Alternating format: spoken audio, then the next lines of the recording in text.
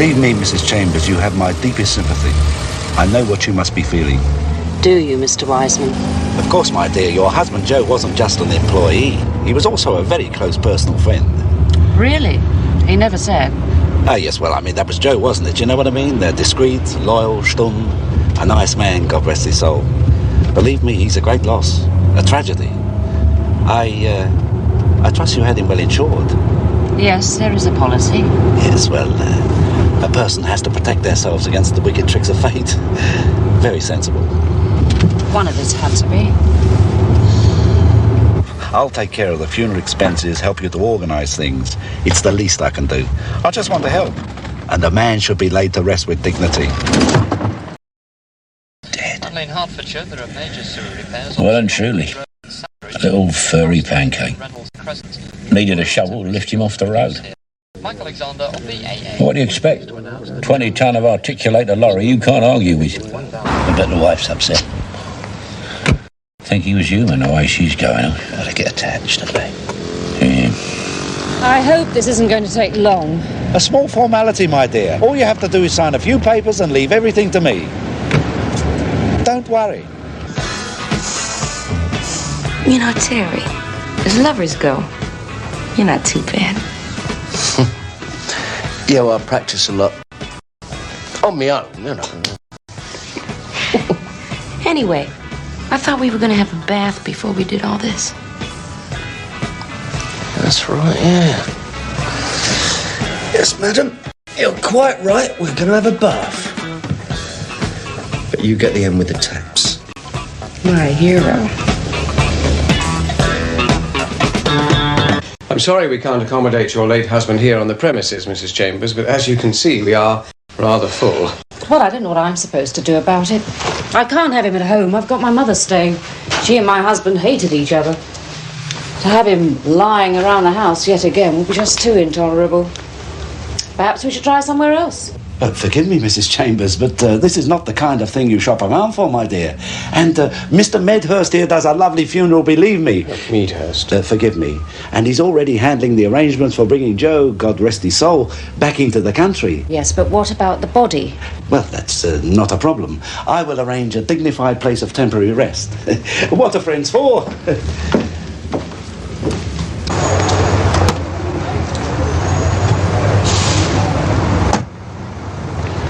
I want you to drive me back to the office and then take Mrs. Chambers home. She's standing it then? What, do you think I make a living by being a bad judge of people? She's a million. Yeah, but Arthur Daly. Intellectuals, I should trust. Geezers with nas. Now listen, Randolph. If you want to make a crust in this wicked world, always use mugs. Take my word for it, we're surrounded by them. What about incapable? Yes, well, when you've dumped the grieving widow, go find him before his liver winds up in a bottle.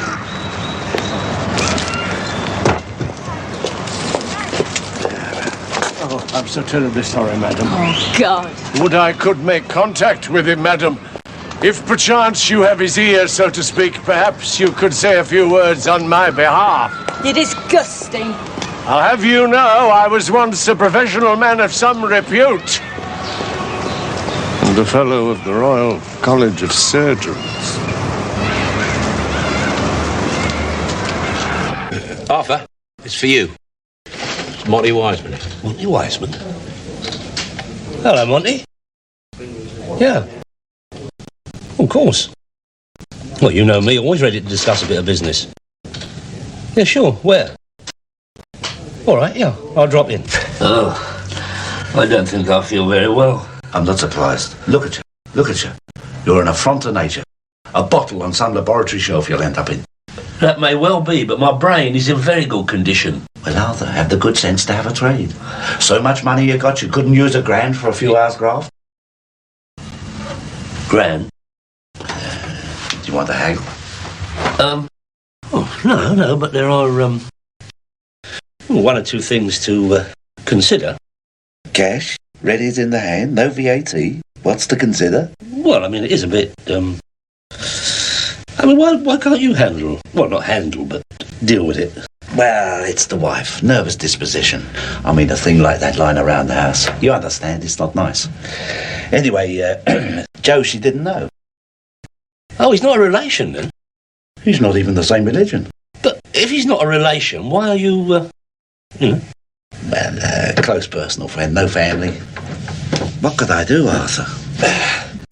A man must be laid to rest with dignity. Dignity? In my lockup? Well, he won't be complaining, will he? Arthur, last time I saw a pair of legs like that, one of them had a message tied to it.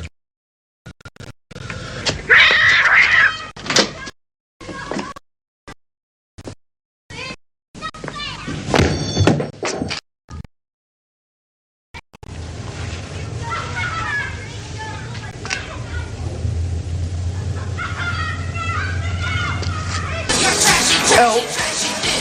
Or do it for you, eh? Go on, next. Help! Assist! Aid! Give a hand, remember?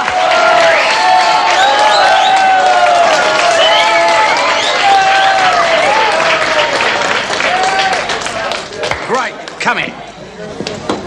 Get some of that down you. Thanks. Well done, my dear. You're Arthur, right? Such is my name. Oh, sorry. I thought it was Arthur. It is Arthur. So who's such? Pardon?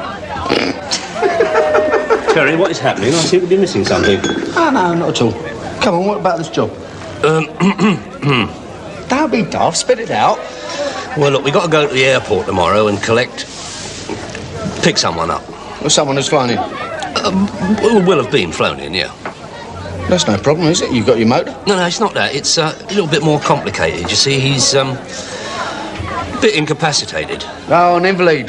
Yeah, you could say invalid, yeah. A wheelchair job, is No, it? no, not wheelchair, but he is very, very ill. How ill? Could say terminally. Terminally?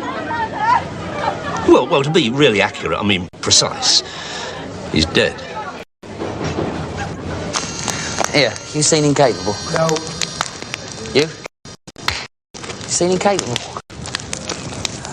Justice. Now, let me get this straight.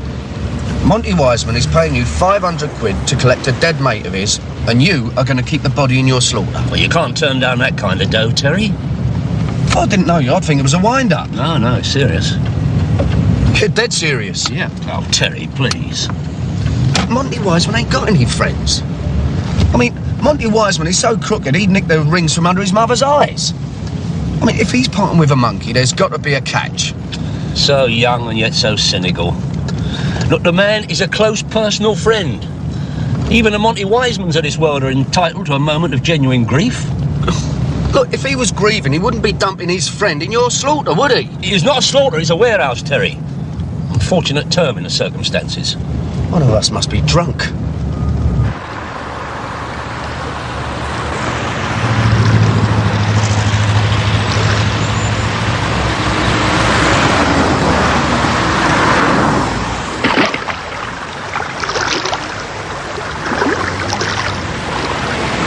It's all within the law, legal and proper, I tell you. Yeah, but that Monty Wiseman, I mean, the people he knows, the places, I mean, he could have dumped his friend anywhere, couldn't he? I mean, why pick on us? Trust, I suppose, Terence. Plain and simple trust.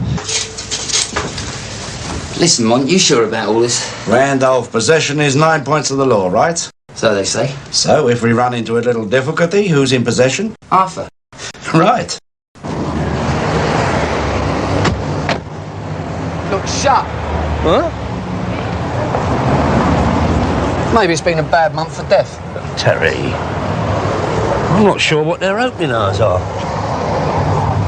Listen, what this geezer die of, anyway? Heart attack on a boat on the way to Malta.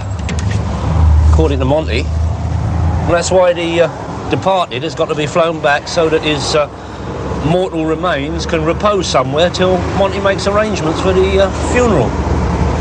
Yeah, but shouldn't his mortal remains repose in a place like this? Yeah, well, I mean, perhaps there's other company in there. Or perhaps Monty wants to mourn in private. I don't know.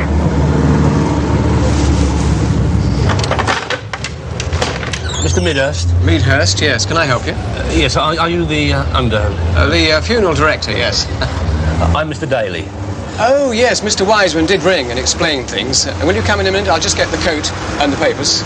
Oh, it's all right. We're not open yet. Only the walking allowed.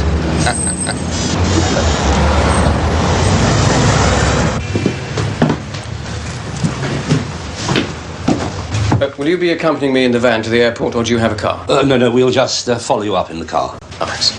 Now, I understand from Mr. Wiseman that you are in some way related to Mr. Chambers. Mr. Chambers? The deceased. Oh, yes, distantly second cousin. We've never actually met, socially, that is. Oh, I see. Still, it's never pleasant, is it? Well, I'll get my coat and we can be on our way. What was all that then? I didn't know Monty was going to tell him I was a cousin. You better read that. What to do after death? Oh, Terry. This don't seem right to me, Terry. That's what I've been trying to tell you, innit? No, not that. It is. I mean, it should be us. And blokes in dark suits. I mean, look at that undertaker. He's wearing a sports jacket. Anyone would think we'd come to collect furniture. No respect these days, Terry. No respect at all. Well, I shouldn't think it would upset your second cousin too much.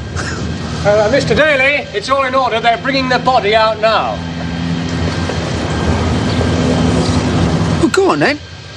Come with them.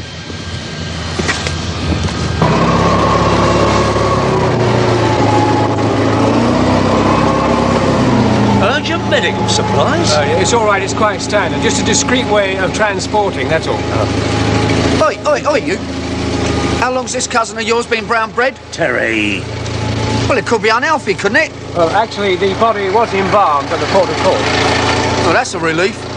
If you could just give me a hand to load it up. Yeah, well, we're going to have to move the transit, aren't we? The key's in it. No, Terry, no, I'll do that. You help Mr. Meadhurst.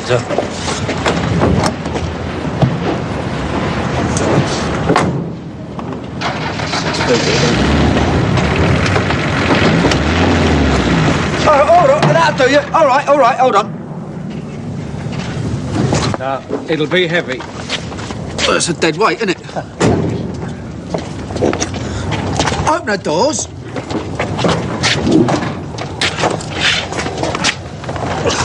Right. Give it a shove and it'll slide inside. Right. Oh, my God. Bloody hell, Arthur. Sorry, mate. That's all right. Not you, him.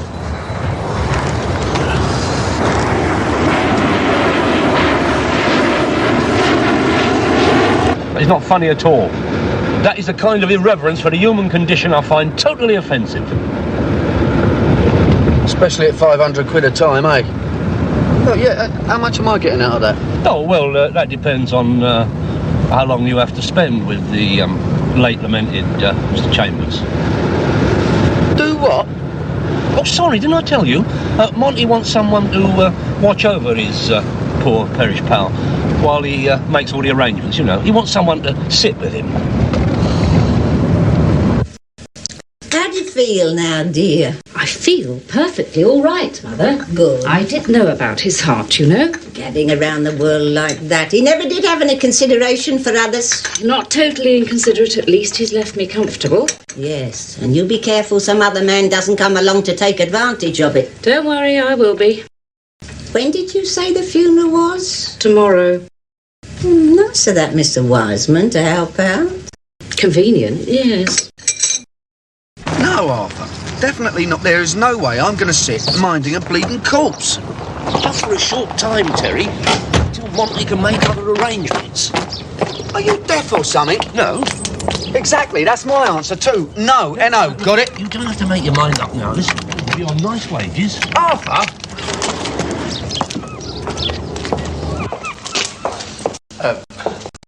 Not here, surely. Well, it is only temporary, you know, till Mr. Wiseman makes other... Oh, I'll just make some room while you and Terry... Well, it's not very orthodox, Mr. Daly. Well, I do believe my late cousin was not famed for his formality. But it's all right, isn't it? I mean, there's no lawful reason why... no. Good. Well, don't stand there, Terry. Give Mr. Meadhurst a hand. Oh, and move my car out of the way. and lock it.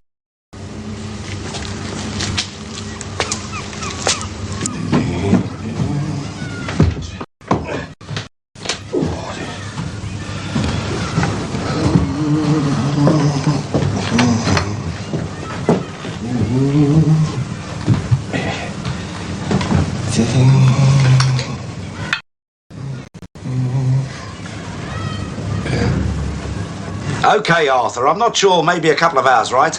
Just make sure he's not left on his own. I'll be off then. Hold on, I'm coming with you. Yeah, but Monty, Monty? Wait, come on. Monty? Oh, God. No, Arthur. Look, it's only for a couple of hours, Terry. Arthur, not even for 10 minutes. I tell you what, look, 50 sobs. No, I can't say fairer than that. And that is on top of the pony I've already given you. No. 75. 100. Done. Cash in your claw. As soon as Monty weighs in, you can collect. You have my committed word.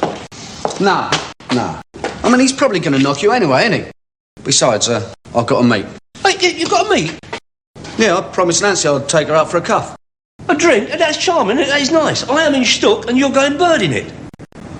Well, it's only a couple of hours, isn't it? I don't see why you can't dwell here. Oh, Terry, I would, but I promised her indoors I'd take her shopping at Brent Cross. You? Yeah. And she'll go potty if I don't turn up. Look, just bell her and explain things. I'll leave it out, Terry. She wouldn't believe it. I don't bleed and believe it. I'll see you later. Well, Terry! Terry! Hey, don't shut the door!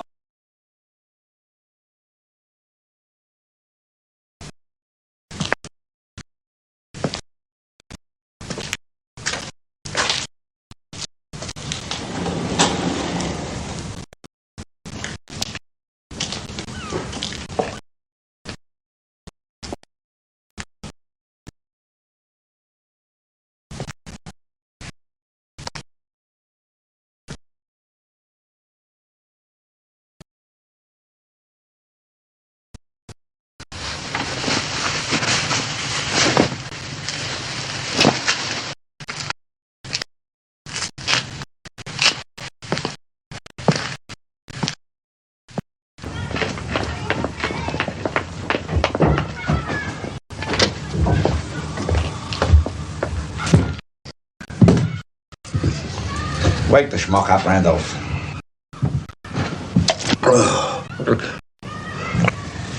He's well zonked, Mont. You ain't gonna get much joy out of him for some time. Aye, that's all I need. Well, tie the drunken bub to the bed so he can't get his hands on any more booze when he wakes up. We'll come back later.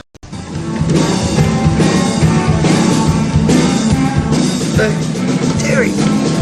Ooh, what are you doing here? You invited me, remember? Oh, that's right. Come on in. Come here. It's all right, isn't it? Yeah, the door was open, so I just came up. Oh, yeah, don't worry about that. It's an open house. It's a squat. Everybody's welcome. Everybody?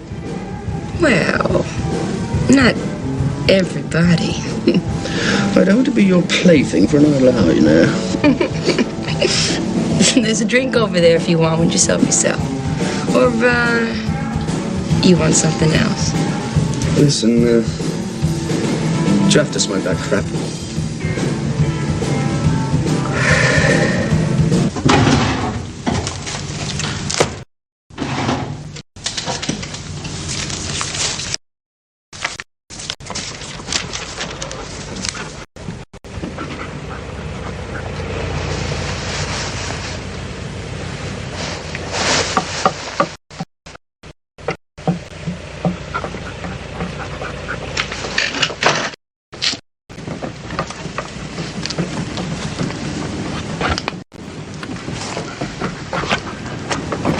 Hello?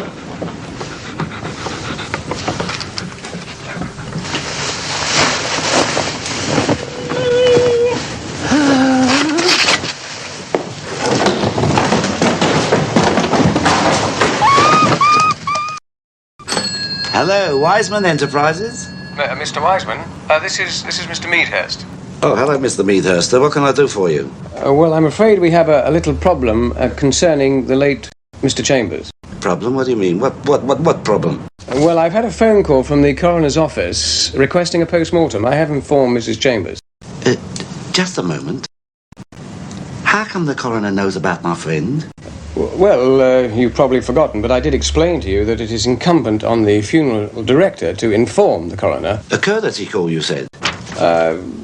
Well, yes, but I'm afraid I shall have to collect your late friend and deliver him to the mortuary in order for the post-mortem to be carried out. That is the law, Mr. Wiseman, and there's nothing we can do. Randolph! I'm afraid the funeral arrangements for tomorrow will have to be cancelled, Mother. Can't rely on the man even when he's dead.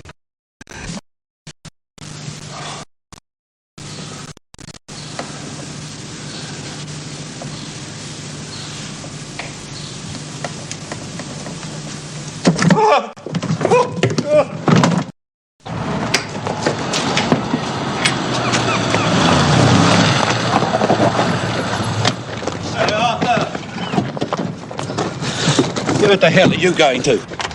I'm leaving. I'm going home. I don't feel very well. You ain't going nowhere. Please, Monty. I've had the most disturbing experience. I feel quite wretched. Wretched? What's wretched already? That in there, it was horrible. Horrible. It moved and made the most weird noise. I'm telling you, Monty, it is not of this world. Have you been drinking? Drinking? Come on. No, Monty. You're tampering with the forces beyond the pale. Where is it? Over there, on the pet food. The undead. It's not natural, Monty. Shut up, Arthur. Give us a knife. No, Monty, please. I've read my Dennis Wheatley. You are dealing with the supernatural. Ouija, ectoplasm, that sort of thing.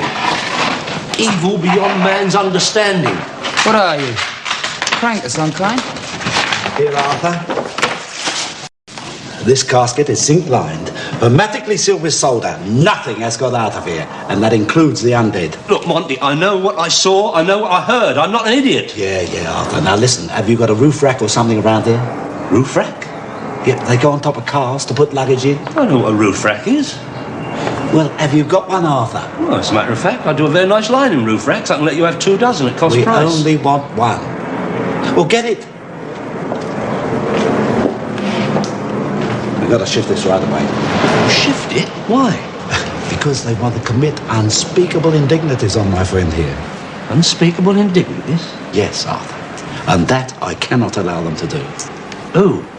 Interfering bureaucrats, that's who. Unfeeling schmucks. The coroner wants to slice him up. But that's official.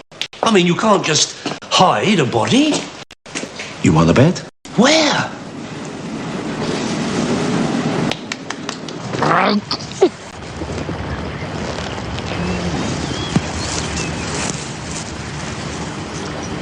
You're nice. You're a little bit old-fashioned, but nice. Not like most of the guys I meet. Do me a favour, Arthur. Stop whining about Terry.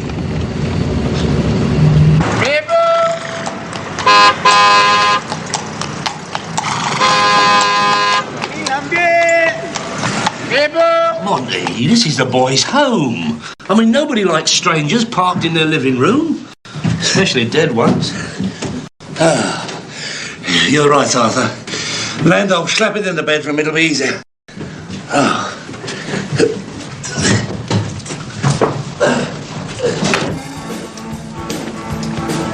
You working tonight? Yeah. Or shall I come down and see you? Yeah. Do you want to go home? No, I can't go back to my pad. The boys are going to be all over the place. Let's go to mine then. You two, all right? Well, I'll have another one, yeah, Nance. Oh, no, thanks, not me. Don't need it. Well, you look nice and jolly. I had a bereavement in the family, ain't I? Oh. Our old Tommy got run over. Tom? A cat. Oh. Fond of it, were you? Couldn't stand the bleeding thing. Oh. Well, I'm afraid I don't understand, Mrs. Chambers. You say that Mr. Wiseman never told you where your husband was. No, he didn't, and I can see why. And that Mr. Daly, the man who accompanied me to the airport, is in no way a relation. Don't you think I would know if he was? Well, yes, of course, but it does all seem to me to be just a little odd. Odd is hardly an adequate term to describe the fact that my late husband has been Parked in a garage, Mr. Meadhurst. Oh, well, I can assure you, Mrs. Chambers, I naturally assumed... Yes, I know it isn't your fault. But if there's something funny going on, I would like to know about it. Funny? It could affect the insurance policy.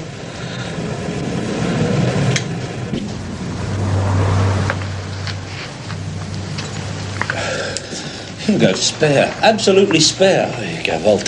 That should do it for the minute. Oh, my good God. Huh? What's the matter? The nameplate. It's the wrong way up. Well, so what? So what? You've got your... He's upside down. Well, I don't suppose the blood will rush to his head. Monty, I have to tell you, I am beginning to think your interest in your dear friend is less than sentimental. Arthur, me? Monty Wiseman? How could you think such a thing? And I don't think you've been absolutely straight with me. Really? Well, not lies, actually, but, you know, little bits of omission. Randolph and me, we have to go somewhere to collect someone. Now, you'd better be here when we come back. We wouldn't want Randolph to have to spend time looking for you, now would we, Arthur?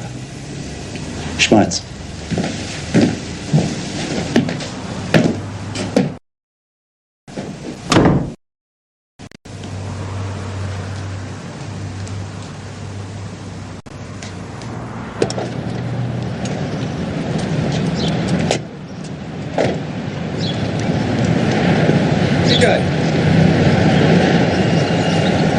Can I come?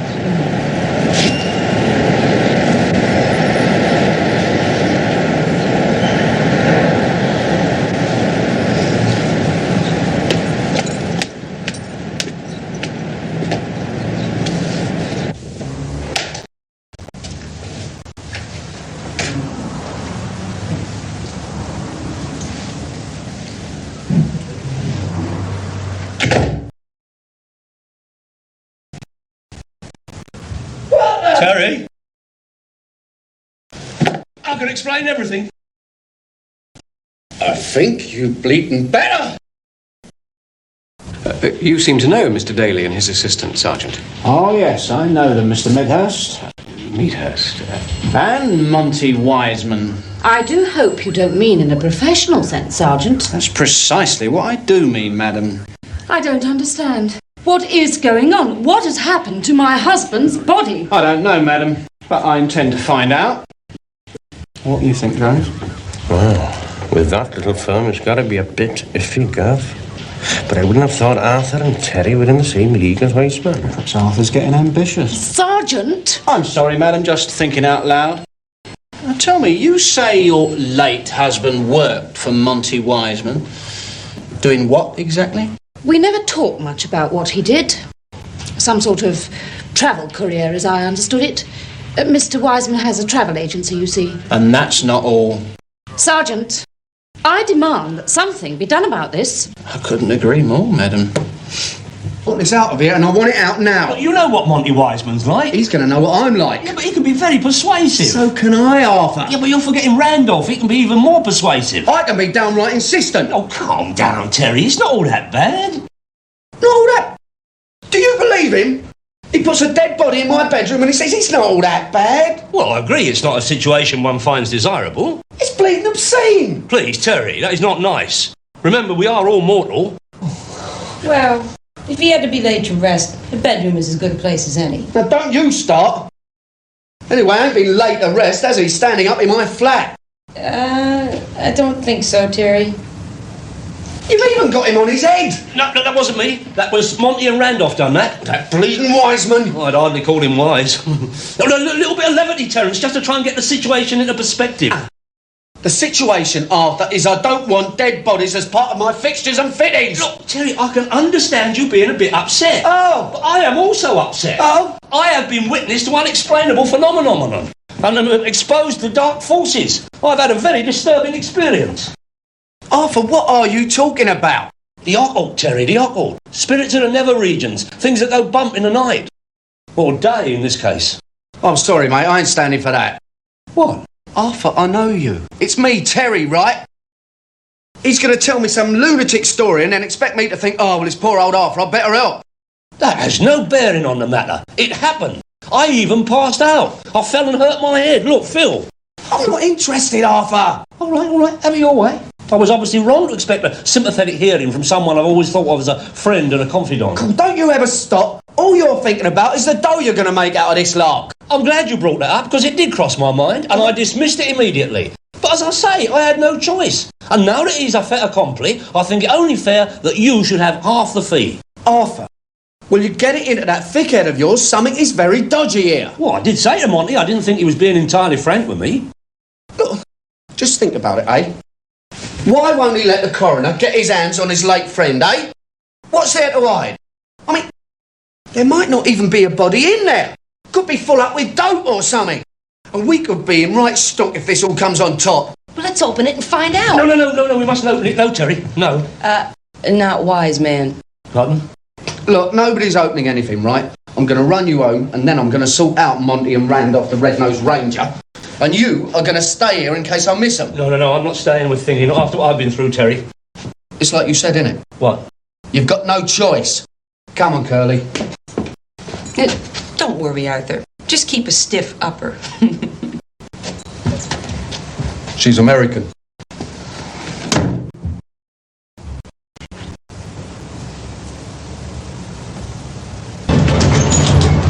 Good morning, sir. Can I help? No, not yet, no. Terry, what can I do for you? Sit down and tell me the problem. I want that body, if that's what it is, removed from my flat, and I want it done now. No interruptions. If that's what it is. Now, Terry, what are you saying? You haven't made the mistake of tampering with that casket, have you? No, I haven't, no. But don't you make the mistake of thinking it's got anything to do with you or that pudding you keep on a leash. All right. You've got the needle, I can understand that, but I'm sure we can come to some arrangement. Now, look, I'll tell Arthur to give you half the grand I'm bunging him. Grand? Well, I know it's generous to afford, but what the hell, a favour's a favour, right? Wrong. That is not staying at my gaff at any price. Nah, don't be unreasonable, Terry. I mean, 2 hours, that's all, no longer. You don't even have to go back home. As soon as Randolph rings me, I'll schlep round there with him, and soon after we'll all be away. I'll give you my word. It is not staying at my place for 2 minutes, let alone a couple of hours. Now listen, you get it shifted, or I'm going to bung it in the street and the old Bill can sort it out. Terry, listen, what can I do? Randolph is making arrangements for somewhere now. As soon as he rings, I promise you. Well, it better be before I get home. Already. Darling, don't parade around. Get on that phone and get me some wheels. Don't, please don't. Don't. I'm perfectly all right. Incapable, I'm waiting, please. My name's Mr. Sims. All right, Mr. Sims. Shift your drunken ass, please!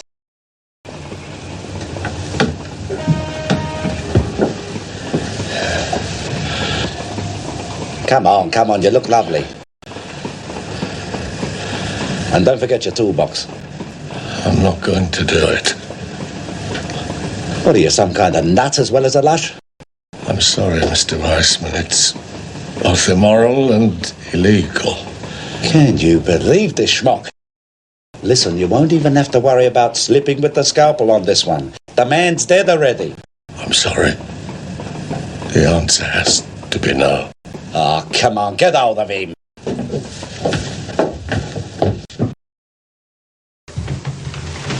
Terry, what you doing? I'm getting rid, that's what I'm doing, and now you're here, you can give us a hand. Look, we're supposed to be minding this. Monty will go berserk. I don't give a monkey's what Monty will do, it's going! Terry! What you going to do with it? I don't know. Dump it somewhere. Dump it? Terry, there's a human body in there. You know respect. They teach you nothing in school assembly. What's up, Arthur? You worrying about the grand that Monty promised you? That is not the point, Terry. It's a matter of human dignity. This is sacrilegious. And what would he think? Have you thought about that? Look, just get the other end up. Otherwise, I'll drag it out by myself. Get the other end. Come on. Careful. You're making a big mistake, Terry. You're not thinking. I mean, if anything goes wrong, it's all legal and proper, isn't it? I mean, we're in the clear, but if it goes missing and the old Bill gets involved, we'll be in right trouble. Look, just move it, will ya? Turn round, it'll be easier. Wait. Hang on. Come on. Wait a minute. Go. Terry, you've gone and done it again.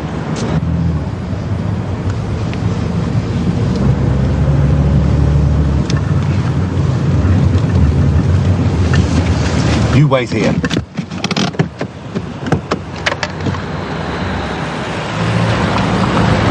So? What is this desecration? This was not my idea, Monty. Tell him, Terry, tell him. I'll have your legs for this, Arthur. You're going to have mine as well, then. Randolph, Arthur, take this back inside. Hold on. If you'll pardon the expression, gents. Over my dead body. Monty.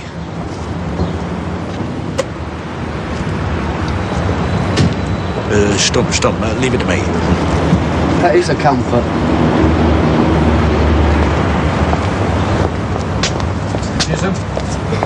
What the hell's going on here? Mrs. Chambers, I assure Are you responsible for this? Good gracious me, no, it was him, you see. You? Oh, Terry! I want these animals arrested, Sergeant! Be my pleasure, madam.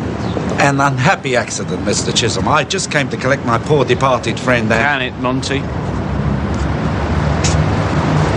Well, I don't know what the wording on the charge sheet will read.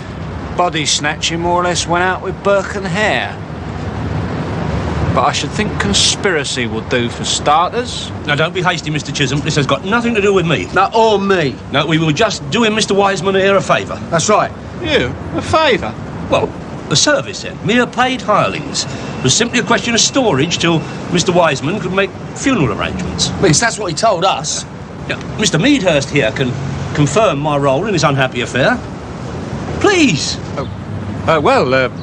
Yes, I suppose so. I did phone Mr. Wiseman a few hours ago with the coroner's decision. Yeah, that is correct. So I came over as soon as I could to inform Mr. Daly. And what do I find? My friend cast on the steps like so much garbage. A tragedy. God knows what they were up to. Who knows what we were up to? Now, come off it, you know very well what we were doing.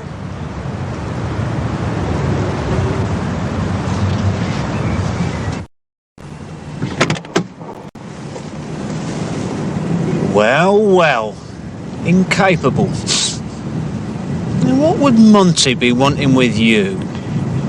Let him get started with his solicitor. He's not right. The Aurora Acres court is allowed him to get in touch with someone. I have been held in custody for over 24 hours in a cell. That is an affront to human dignity.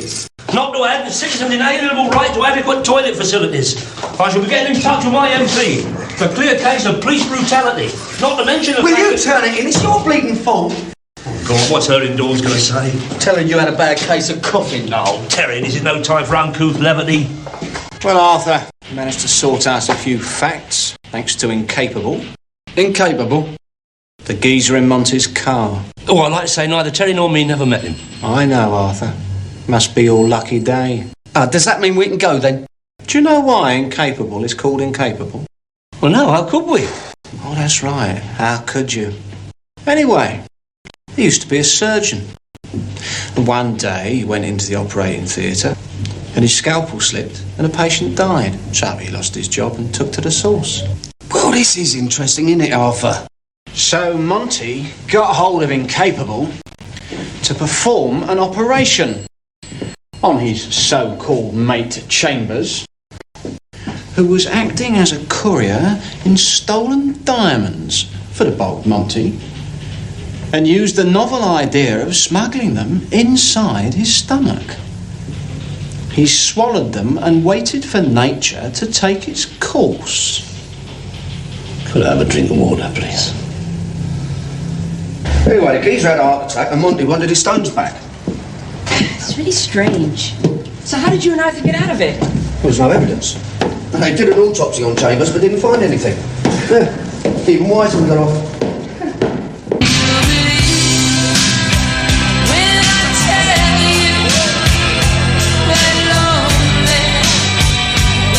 What do you mean we've got to go to the funeral? It's just a formality, Terry, a mark of respect, that's all. Anyway, Monty insists. Oh, it does he? Well, what he said was, either we go or I don't get paid. Amounts to the same thing. Just finish off the job, that's all. Finish off the job? No, not finish off the job. That's all done and over, but tidy up the loose ends. What loose ends? Now, look, I don't understand it either, Terry. The point is, Monty owes me, us, for all that aggro, and I intend to see that you get it.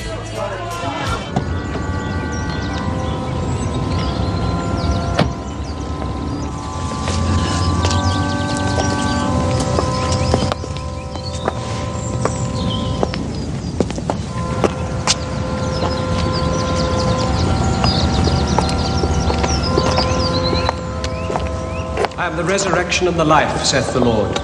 He that believeth in me, though he were dead, yet shall he live. And whosoever liveth and believeth in me shall never die. We brought nothing into this world, and it is certain we can carry nothing out. O let thine ears consider well the voice of my complaint. Lord, who shall dwell in thy tabernacle? Even he that leadeth an uncorrupt life, and doeth the thing which is right. I go to prepare a place for you. And if I go and prepare a place for you, I will come again. I will lift up mine eyes unto the hills, from whence cometh my help. We commend into thy hands of mercy, most merciful Father, the soul of this our brother departed. And we commit his body to be consumed. And we beseech thy infinite goodness to give us grace to live in thy fear and love, and to die in thy favour. That when thy judgment shall come, which thou hast committed to thy well-beloved Son, both this our brother and we may be found acceptable in thy sight. Grant this, O merciful Father, for the sake of Jesus Christ, our only Saviour, mediator and advocate. Amen.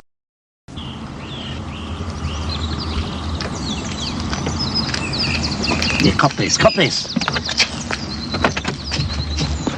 Let's go. Let's go. What is that, Monty? They must have missed them at the autopsy. They had to be there in the mortal remains. And diamonds are immune from fire, right? Well, let's go, Schweiz! If I didn't know better, I would have thought you were about to nick the ashes of the late Joe Chambers. Oh, leave off. I know, we're mere employees, Mr. Chisholm. Me?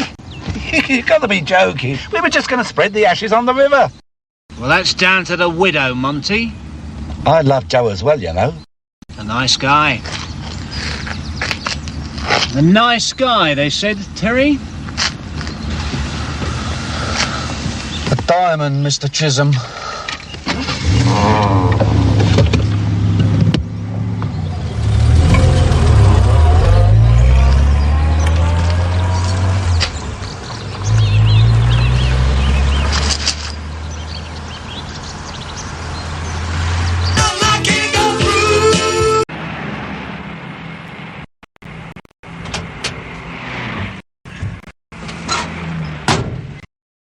Is that definitely it? No question. I'm not kidding, Terry. The bloke was set to rip me off from the word go. No, I never fancied this sort of job. Every time I've done it for Arthur, the punter turns out to be on the dole, living in one room with about 10 kids. Oh, yeah. Well, he shouldn't be spending 250 quid on his V-Reg Granada. Didn't, did he? Exactly. Honest, that kind of debt could put me out of business. Yeah, well, I'm only going to have a polite word with him. Yeah, I don't care how polite you are, just get me money. Hang about.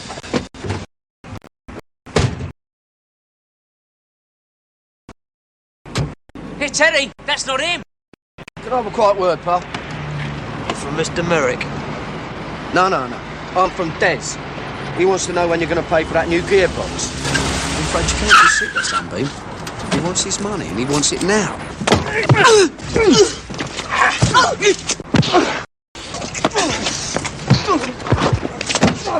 Oh, dear, oh, dear. Get the hell out of it! Get the stuff!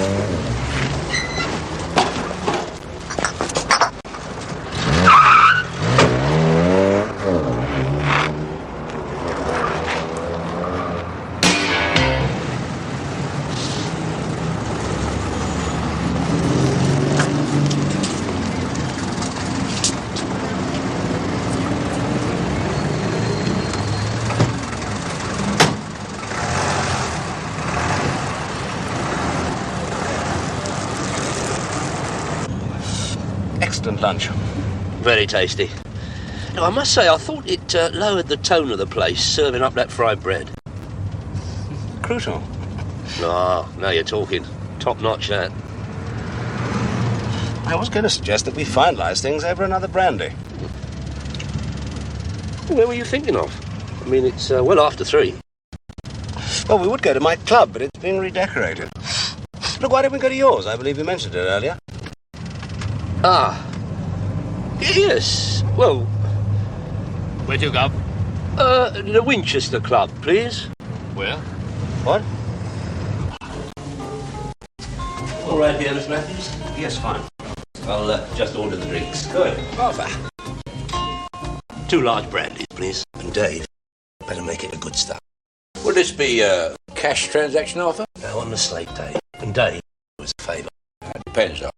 Make it Mr. Daly, will you? Mr. Daly? Just for the day. It's true. Oh, and bring him over, will you? There will be a service charge. It's a bit bohemian, but the members like it. Yes, it's the sort of place I imagine small-time criminals drinking in. Your brandies, Mr. Daly? Thank you, David.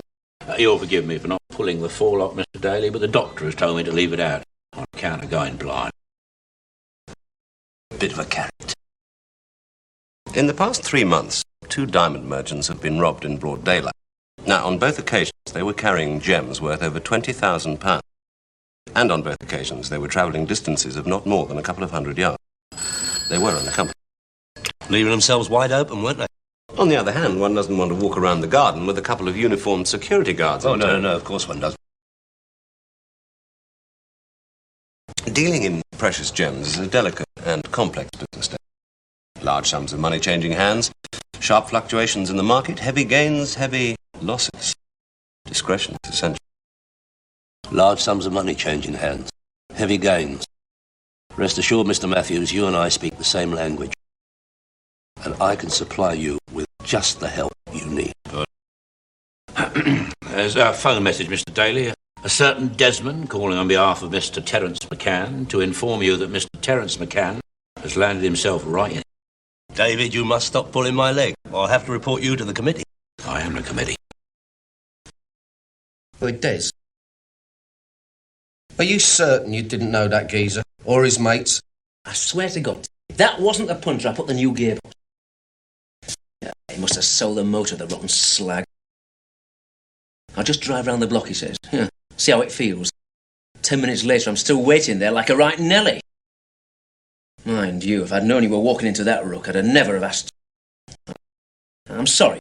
I really am. If there's anything I can do... Well, there is, as it happens. You can buy me a beer. Terry, don't be silly. You're not a well person. That's medicinal, isn't it? No. Trouble is, I've still got this problem.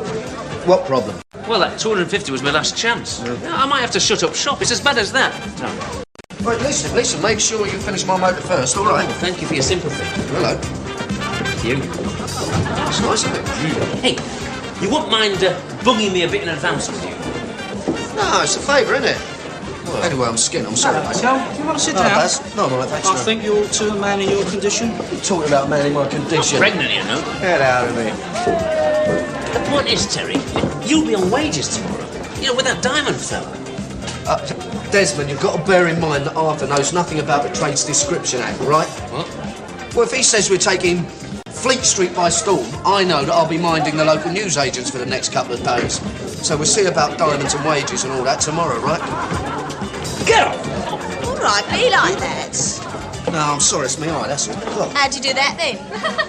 These two got themselves into a fight with some young fellas. Is that funny? It wasn't so much a fight as a... No, it was a bleeding ambush, wasn't Yeah, it? an ambush. Ken got ambushed by a young fella. Where can we find him, Terry? They weren't that young. Yeah, we're moving in the wrong age group, Carol. Yeah, let's leave the poor old devils in peace. They probably want a nice, quiet game of dominoes. Hey, Carol, you can shuffle my dominoes any time you like. It's not a bad idea, that. Do you fancy it? What? A game of dominoes. Hey? Or do you prefer a crib? Hey, how about a game of darts? Desmond? Where are we meeting this man of yours? Oh, his favourite bistro. He generally indulges in a little coffee and croissants about this time. Oh, we've got a ticket. Bacon sandwich and a large tea with that, please, George.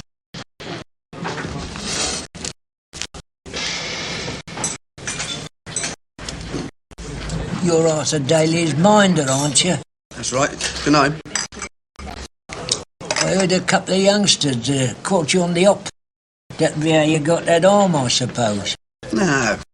Had this arm all my life. Speak of the devil. Hey, leave that. Terry, come on. That's right. Let's not keep him waiting.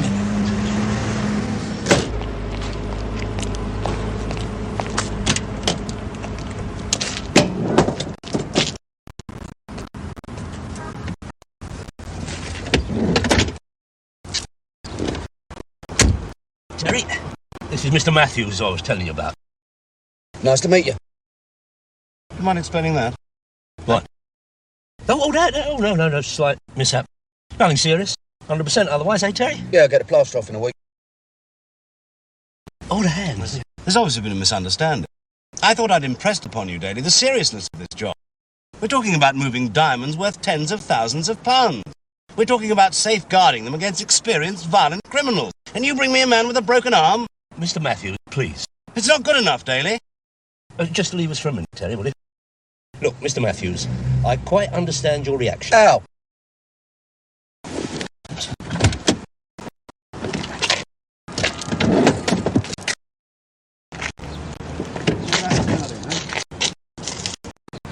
Wait. Mr. Matthews, I quite understand your reaction. In fact, it is exactly what I expected. But you see, it's his pride.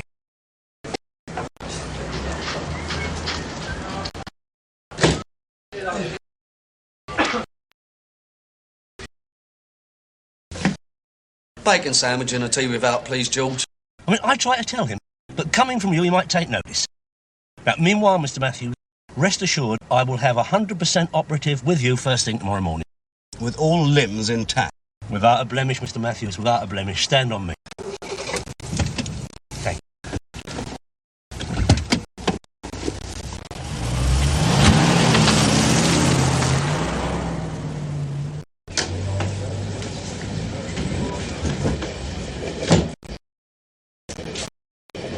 Well, you blew that, didn't you? God, look at the state of this place. You always were a bit of a beatnik at heart, weren't you? Oh. Your mate didn't seem too happy, did he? Well, I'm afraid you, or rather we, lost ourselves a nice little earner there. The wages from that job would have spoiled the cut of your suit, that's for sure. Yeah, well, back to normal next week. Well, I think we'll have to consider you off sick from now on, Terry. With sick pay? What? Sick pay? That's not what you call sick, is it? That's more your self-inflicted. Self-inflicted? You can't expect money for that, my son. I must go. I've got to see Lenny Bowman. What you seeing Bowman for? No, just keep it in the swim, Terry. Just keep it in the swim. I believe he's opening a string of discount massage parlours. Discount? No, him, it's probably self-service. Yeah, that'd be enough of that. Oh. Next. Take us out with Can I always... tell Lenny Arthur Daly's here, will you? I gave him a ring earlier. Oh, take us here, Mr. Daly. Come.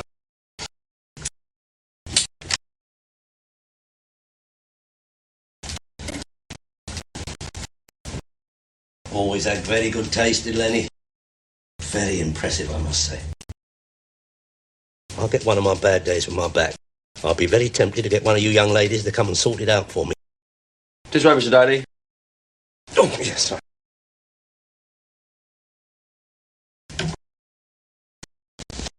Arthur, house tricks. Oh, not so bad, Lenny, not so bad. Hey, nice bunch of girls. What you doing, staffing your massage parlours? What?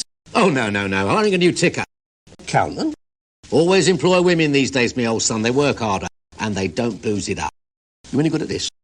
Nah. My turn with a black car, Vern. Now then, Arthur. How can I help? Well, thing is, Lenny, my boy Terry's got himself in a bit of a scrape. He's what you might call horse to combat at the moment. Just when I need a bit of impressive muscle. And, everybody knows you've got a lot of good boys, Lenny. Get it back on the track, Vern. Get it back on. So you fancy borrowing one of my boys? Yeah. No problem, Arthur. Yeah, tell you what, you could have Vernon here for a couple of days. He could do with an outing. For crying out loud, when are you going to get the hang of this, Vern? Sorry, Mr. B. Shall we say, pony a day, Arthur, eh? We'll settle up after. Yeah, all right. Very grateful, Eddie. Not forgetting expenses, me old son. My boy does like his grub, so keep him well fed. Oh, and Vern does all the driving. He can't stand being a passenger. I better shoot, I suppose. Have another with me, Terry. No, I've got to sort out my motor with Des. Go on and have one for the road. No, I'm all right, thanks. Yeah, Terry, if you're ever a bit on the boracic side, your credit's good down here, you know. Oh, cheers, Dave, but I don't want to start running up slates. I just want you to know, that's all. Is there anything else you want me to know? You'll laugh. It's a dead comical, really. I heard Arthur is going around with one of Lenny Bowman's boys. Eh? I thought it would amuse you. Well, no, Arthur had a meeting with Bowman. Now somebody probably just clocked him. He's got one of Bowman's boys grafted for him. Arthur? One of Bowman's kids? Leave it out. Probably earning more than Arthur is already. I thought it would make you chuckle. We meet here at 3 minutes to 11. I've already walked the route. It should take no longer than 7 minutes. Never make appointments on the hour. Very professional, that. We'll be here on the dot. Your presence won't be required, Daly. Less people involved, the better. Oh, fine. Well, how about spot of lunch? Good idea. Very kind of you, Daly. May I make a suggestion, Mr. D? Oh, something wrong with the arrangements, Vern? Oh, no. It's about lunch. There's this new treat up west that I'm dying to try. They do this dill mayonnaise with Dublin baked prawns, and a pal of mine says you can get Dom Perignon 73 for 18 quid a throw. 18 quid? Excellent idea, Vernon. We can't afford to pass up a bargain like that, can we, Daly? No. You're joking? Oh, it's true. He's got this geezer Vernon working for him. Well, it'll be just for the job with the jeweller fella, that's all. All I'm saying is he could have told me. I mean, people are winding me up down the boozer now. What? Julian Carroll? Pinky and Perky? Now you're being silly. Yeah, and then there's Dave trying to dole out a bit of charity without me twigging. Yeah, he's a good mate, is Dave. I mean, the old manor knows except me. Well. I never knew they did that. What? Fuel pump. I know what it is. What's it doing in your hand? Oh, Terry, you've got some problems here. I'll have to pop down to the parts dealer. Oh, leave it out. No, I'll need a few hours on this. Hey? Tell you what, I'll have it ready First thing. Yeah, I know. God, dear, if my life gets any worse, I'm going to have to ask you to stop helping me. Well, I must say, Daly, that was an awfully good lunch. I'll see you later. Oh, look, you got another ticket.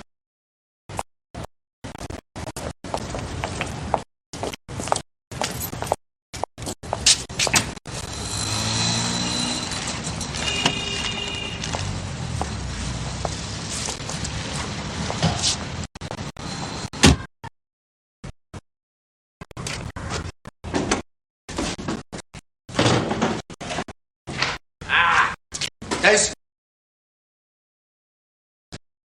Oh, hello, what's this? Clean-up campaign? Just collecting a few of my personal possessions. Sorry about your motor. Eh? You'll have to phone up some Ponzi garage and get them to fix it. Oh, do you mean you haven't done it yet? That's right, because I can't get credit. So I can't get parts, so I can't get paid, so I can't get credit. Do you know about cash flow? Yeah, I know about cash flow. Cash flows to Arthur and then trickles back to me. Yeah, well, I haven't even got cash trickle. It's dead serious, Terry. Yeah, I could go out and liberate some nice W-Reg Merc, no problem. But I've knocked all that on the head. Oh, bloody hell, Terry. I'm going to end up on wages. I don't know. You try going straight, what happens? You end up in someone else's inspection pit, paying national insurance. What's that other bloody horrible stuff?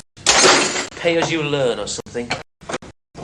Didn't know it was that serious, mate. An embarrassment, that's what it is, an embarrassment. Refuse credit on a few rotten gaskets. Wait, listen, I'll tell you what. We'll go back to that geezer with a Granada, right? We'll find out where he bought it, then we go and find that punter and get your 250 back. Come on, it's got to be worth a try, innit? Then maybe I'll get my Capri back at last. Ah, it's no good, Terry. Come on, let's sling our hook. No, let's give it another 10 minutes. Or maybe he lives round here. And he was going to work. Night shift. Leave it out. Who the bleeding hell lives round here?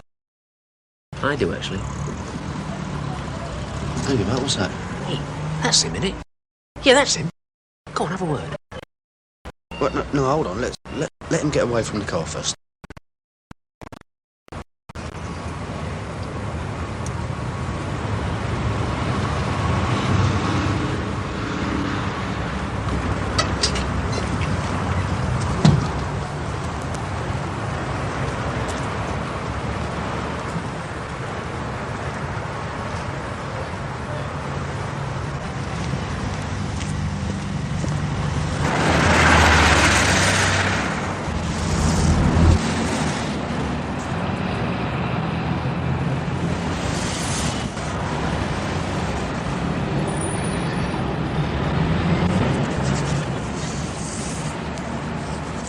I lost him.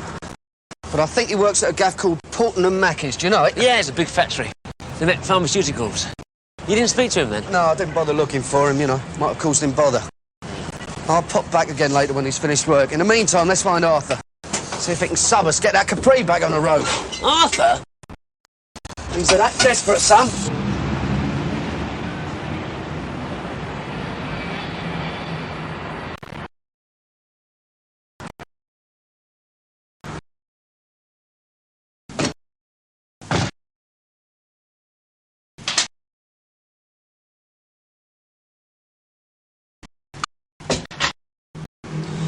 One final precaution.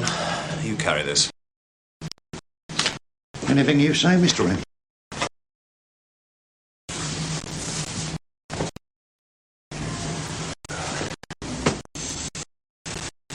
Right, let's go.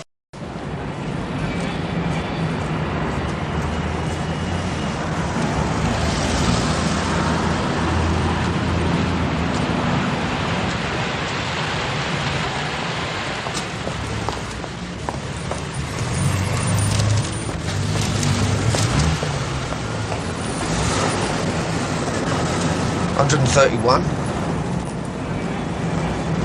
32, yeah, we're nearly there. Yeah. Isn't that Arthur? Yeah, there he is. Come on, move it a bit, Des.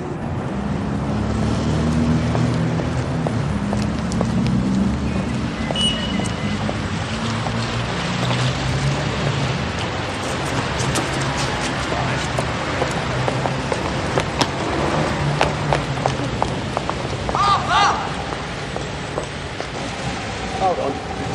Arthur!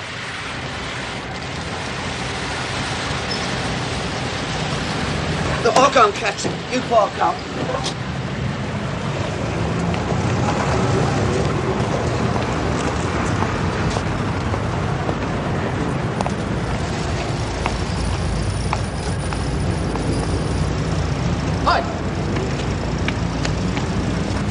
Oi, I want a word with you. Shut up, I want to watch this. Nice, very nice. That is a real McCoy you're watching there, my son. Keep your head down, I'm not supposed to be here. Come for that, neither are you. How the hell did you find me? Well, I stayed, didn't I? He gave me Matthew's address. He told me you were moving some diamonds. And not to tell anyone, because security was essential. I don't like it, Terry. I don't like it being chased up in the middle of a big job. I'm sorry about that, but I need to talk to you urgently. I'm sorry, I'm tied up. Sorry? Listen, you. I need help, right? Now, do I get it, or do I go back to that jeweller's and tell Matthews all about your security arrangements?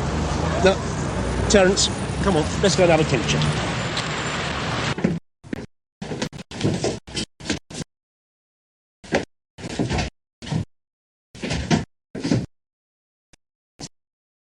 I promise I won't hit you over the head and run away.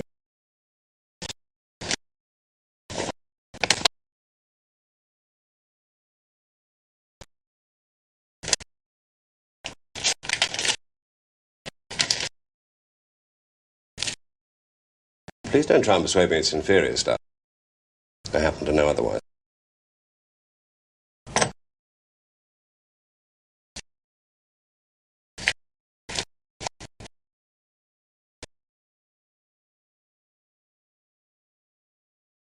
There's a stone paper on the bench there. Open it. Carefully.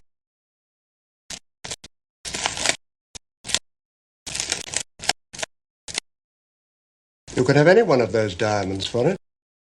Go on, choose one. You might make a profit. They're all rubbish. So you do know about diamonds. How on earth did you come by this? I don't understand. Oh, come off it, Matthews. You're no heroin dealer. Where did this stuff come from? I was importing diamonds. I had someone walk them through customs. A mule? My employee started to work for somebody else. The routes were convenient, you see. One day, I happened to catch her with a half a kilo of heroin taped round her waist. Quite a windfall. Do you want the stuff or not? Oh, I want it all. Right. Bring the money to my office this time tomorrow morning. No offices, no hotel rooms. We do all this in the open, where we can all see who's who and what's what. Now look. Please, Matthews. You have no choice. Either we follow my methods or we drop the whole matter. And don't forget, the kind of people who lose half a kilo of heroin always find out who's got it in the end. So the sooner you get your money and disappear, the better. Agreed? Yes, agreed. I don't see those big Bond Street wheeler dealers coming to a place like this. All right, that'll do. Before you start, perhaps you might notify the staff as to today's correct mode of address. Arthur, Mr. Daly.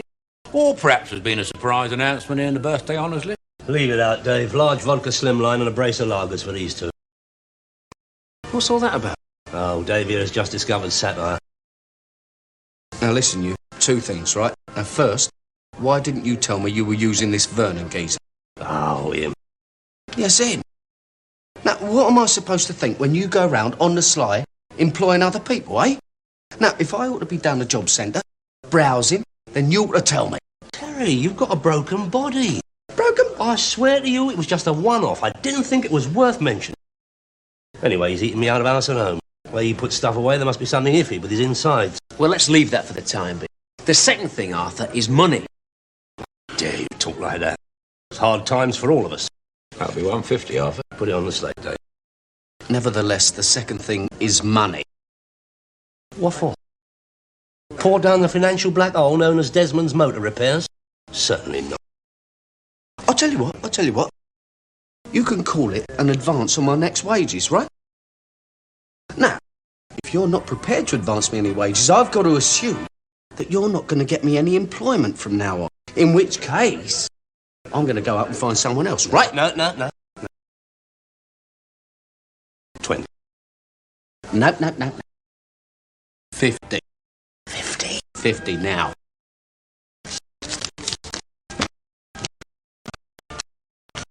Hello, Mr. D.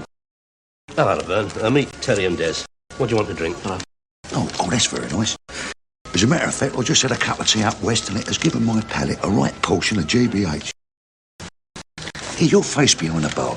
He couldn't do me a nice polyfoam on ice, could he? Well, that sounds nice. I'll have a pint of that. No, you won't. Come on. In my car. Take care, Terence. You worry about yourself, Vernon. He's touchy.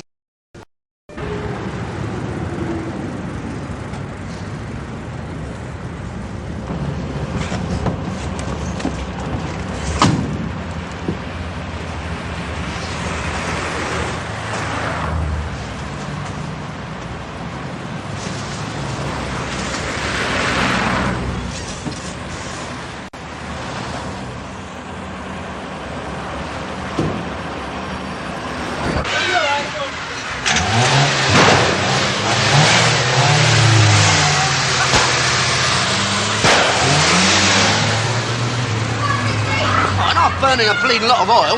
No, you're all right. Just don't do any long journeys. How long's a long journey? Well, say over 5 miles. You're wonderful, you're I didn't mention it before, Daly, but this morning's little effort was something in the nature of a dry run. Yeah, I'm sorry, Mr. Matthews. I didn't quite catch that. A rehearsal, Daly. The serious business takes place tomorrow morning. I shall need to see you this evening. At your office? 8:30? Right. Put the corks back in that lot and bung him a nice warm lager.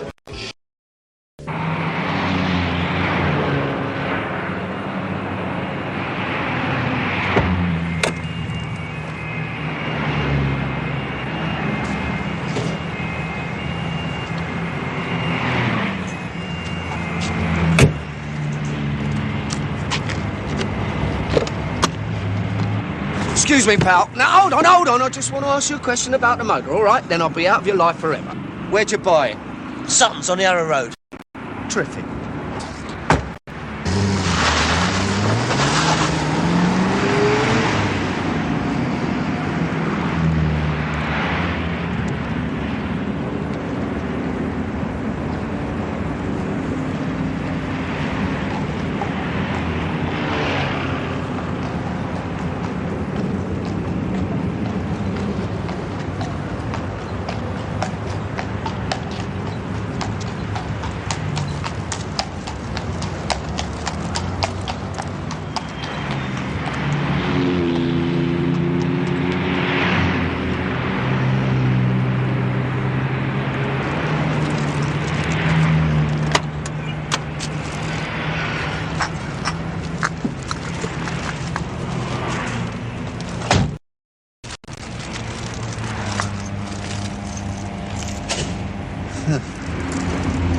But it ain't full of sand.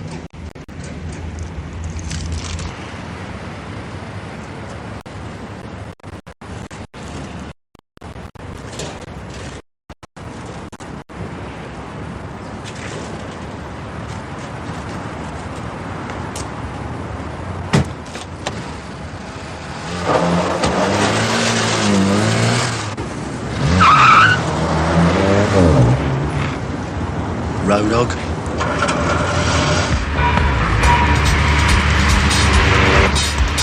Come on, darling.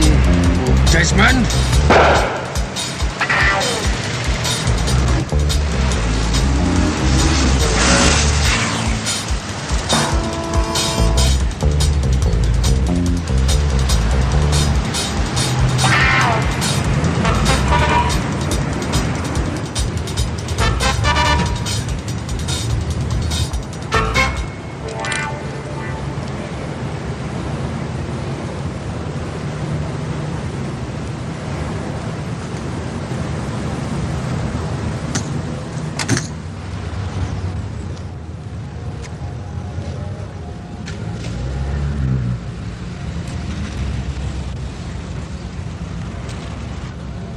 Here's to tomorrow.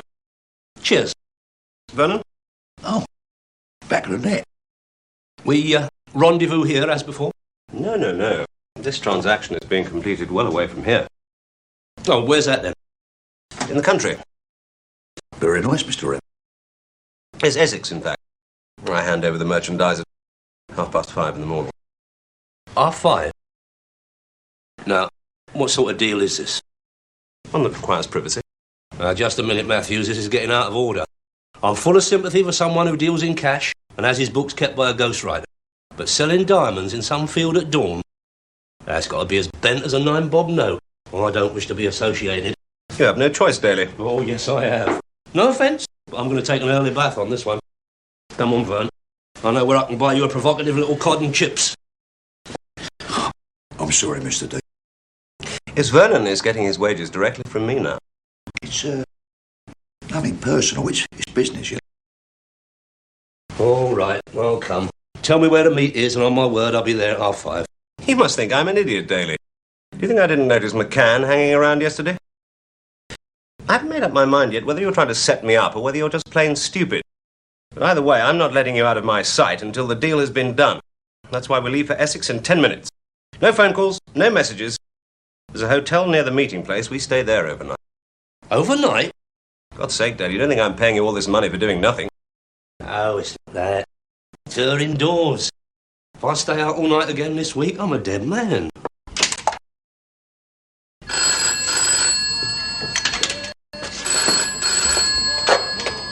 Hello? Oh, hello, Terry. How's the motor? Died of bleeding death, didn't it? Now, listen. I'm in a boozer called the Duke's Head, do you know it? Yeah, that's the one, right by the river, yeah. Oh, it's all right for some. The thing is, I run into the two chances I had the ruck with. So I'm stuck with no car, I'm dying for a gym, but I daren't go in case I move on. So what I want you to do... Terry? Terry, are you there? Oh, sorry about that, mate. I've just seen another familiar face. Look, get the truck and get round here as sharp as you can, right? It just wasn't there. Honestly, Mr. Merrick, I don't think he made the drop. I hope it has never entered your heads to try and rip me off. No way would we do that, Mr. Merrick. Very well.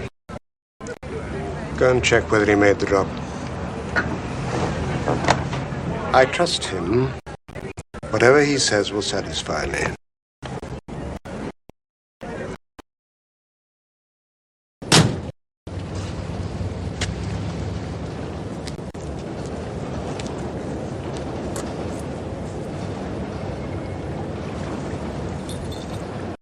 Terry?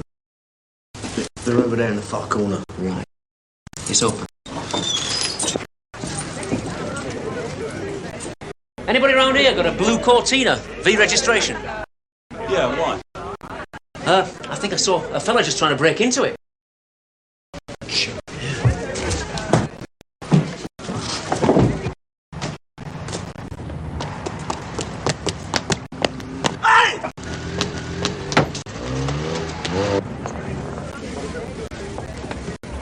The drop was made, Michael.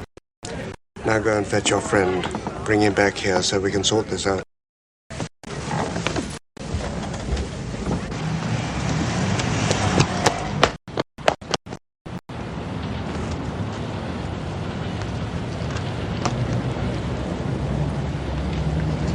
Oi, I think your mate chased him round that corner.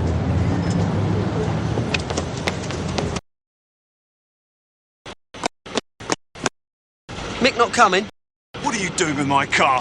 Don't you remember me? You danced on my hand.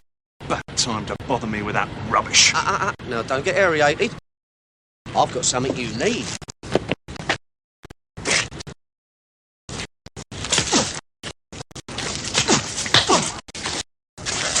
Now, listen. If you're going to have a go, son, you better be convincing. I've played with the grown-ups.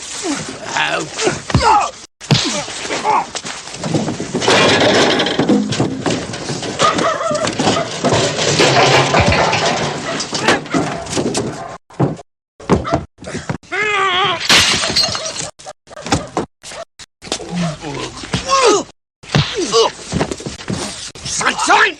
Yeah! You gonna let me have the stuff? You scratch my back, and I'll resist the temptation to jump on yours! So let's talk, eh? Now, what's your governor doing with this Matthews bloke? Yeah. Get stuff! You know Matthews. It's a posh geezer. He drives a Range Rover. Drugs, is it? I don't know, maybe. Oh, you'll have to do better than that, son, if you want your gear back. Yes, it's drugs. People converge from miles around to delight in a salmon en croûte in pastry crust as light as a feather and supple herb cream sauce. In fact, people do so much converging, they're usually fully booked down at the last damn signing. How was I to know there was an agricultural fair on? Still, we got to the meet nice and early. 5 hours early. I tell you, anyone asks me about investing in diamonds, they get a very short answer. The proprietor suggests hazelnut and bramble meringue. Will you shut up? Oh, sorry, Mr. M. And her indoors been on a blower 3 times already. Listen, if he does get in touch, tell him to phone me immediately. It's urgent, right? Got it? Come on. It's serious, Dave.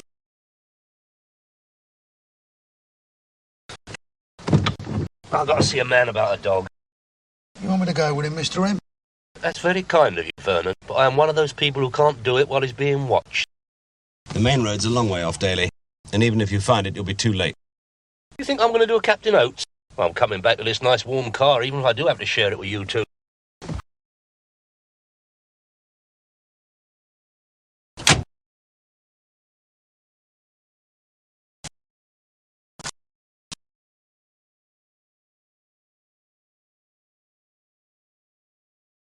She.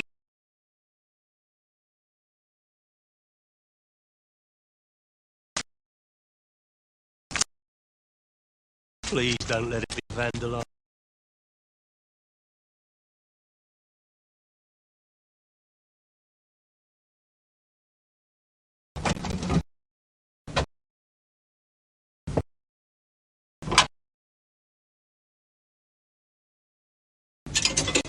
Hello, Dave. It's Arthur. Yeah. Terry said what? No, I can't hear, Dave. I can't hear. Listen, it's her indoors. Oh, my God, she has. Well, look, I can't face it myself. Well, make something up, for crying out loud. What? Oh, all right. 2 miles north of Great Averham on the B1275. Noticed I'm beating you with one hand. Oh. Hello? What? Yeah, Dave, yeah. Where? Are you? Yeah, all right, mate, yeah, thanks a lot. Yeah, I'll see you soon. Yeah, cheers. Ta-da. He's only somewhere in Essex, isn't he?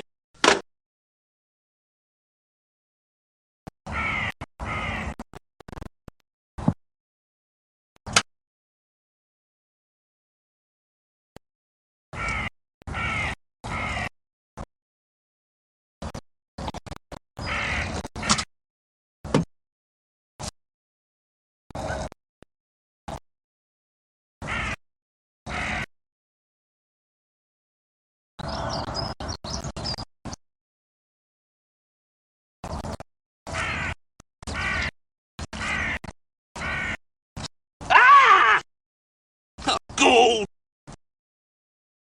Good morning, Cinderella. Good morning.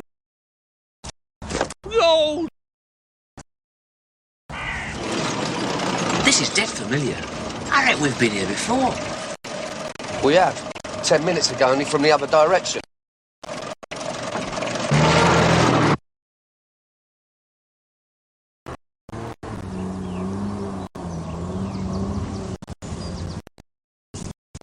Here come your punters, Matthews.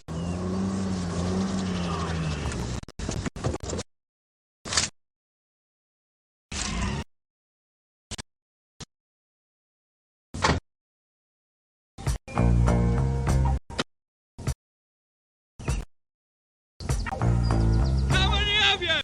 3!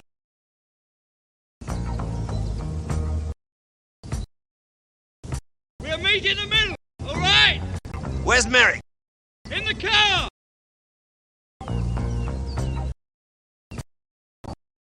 He knows what he's doing. Look at that bloody mud. You just start walking.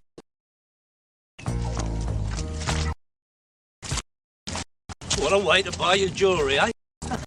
I'll bet Cartiers don't work like this. Put the briefcase on the ground. I want to see the money. Briefcase on the ground, then you can see.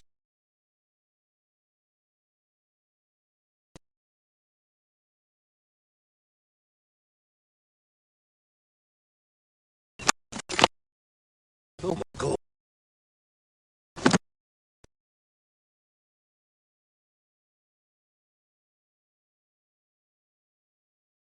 Now turn around and start walking. I'll do your kneecap, son, if you don't shut it. Let's do as he says. Come on.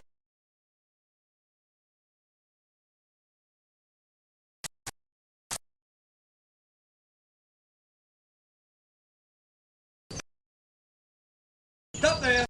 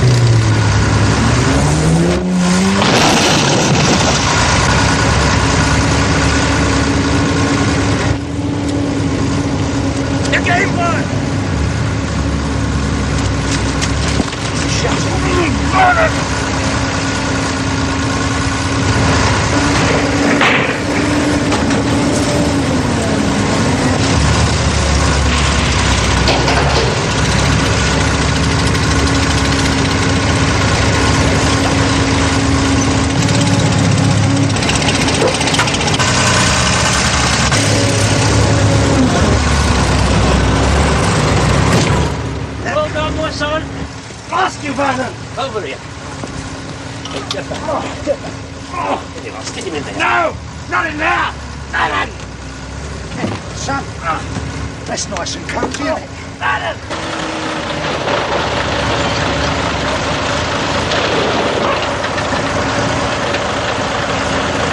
Take it up!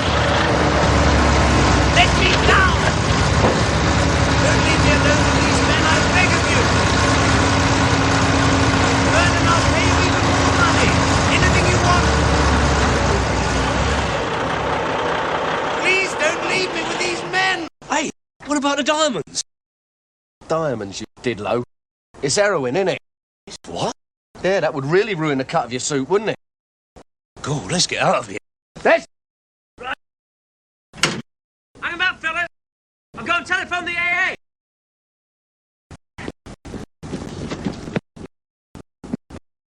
Oi! Don't tell me. This is one of those grotty little cafes that actually serve fantastic food. And Richard Burton comes here at dawn for egg and chips, right? All in one, Vern. The geezer said he could only manage 110. So I said we'd leave it at that. Well, in that case, I can only bung you a tenner. Sorry. Now, where have I heard that before?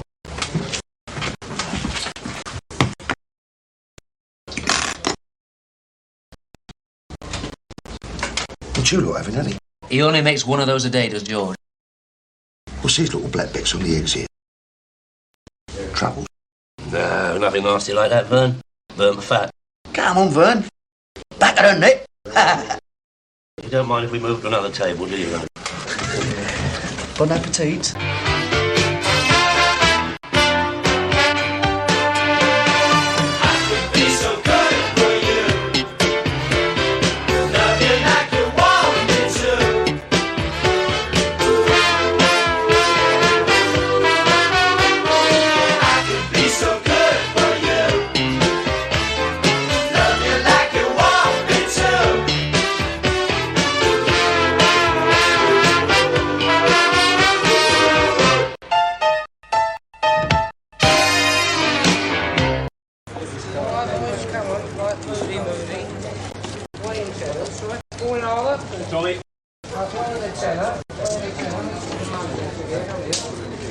Turn around and dip and roll the shoulder and use your arms.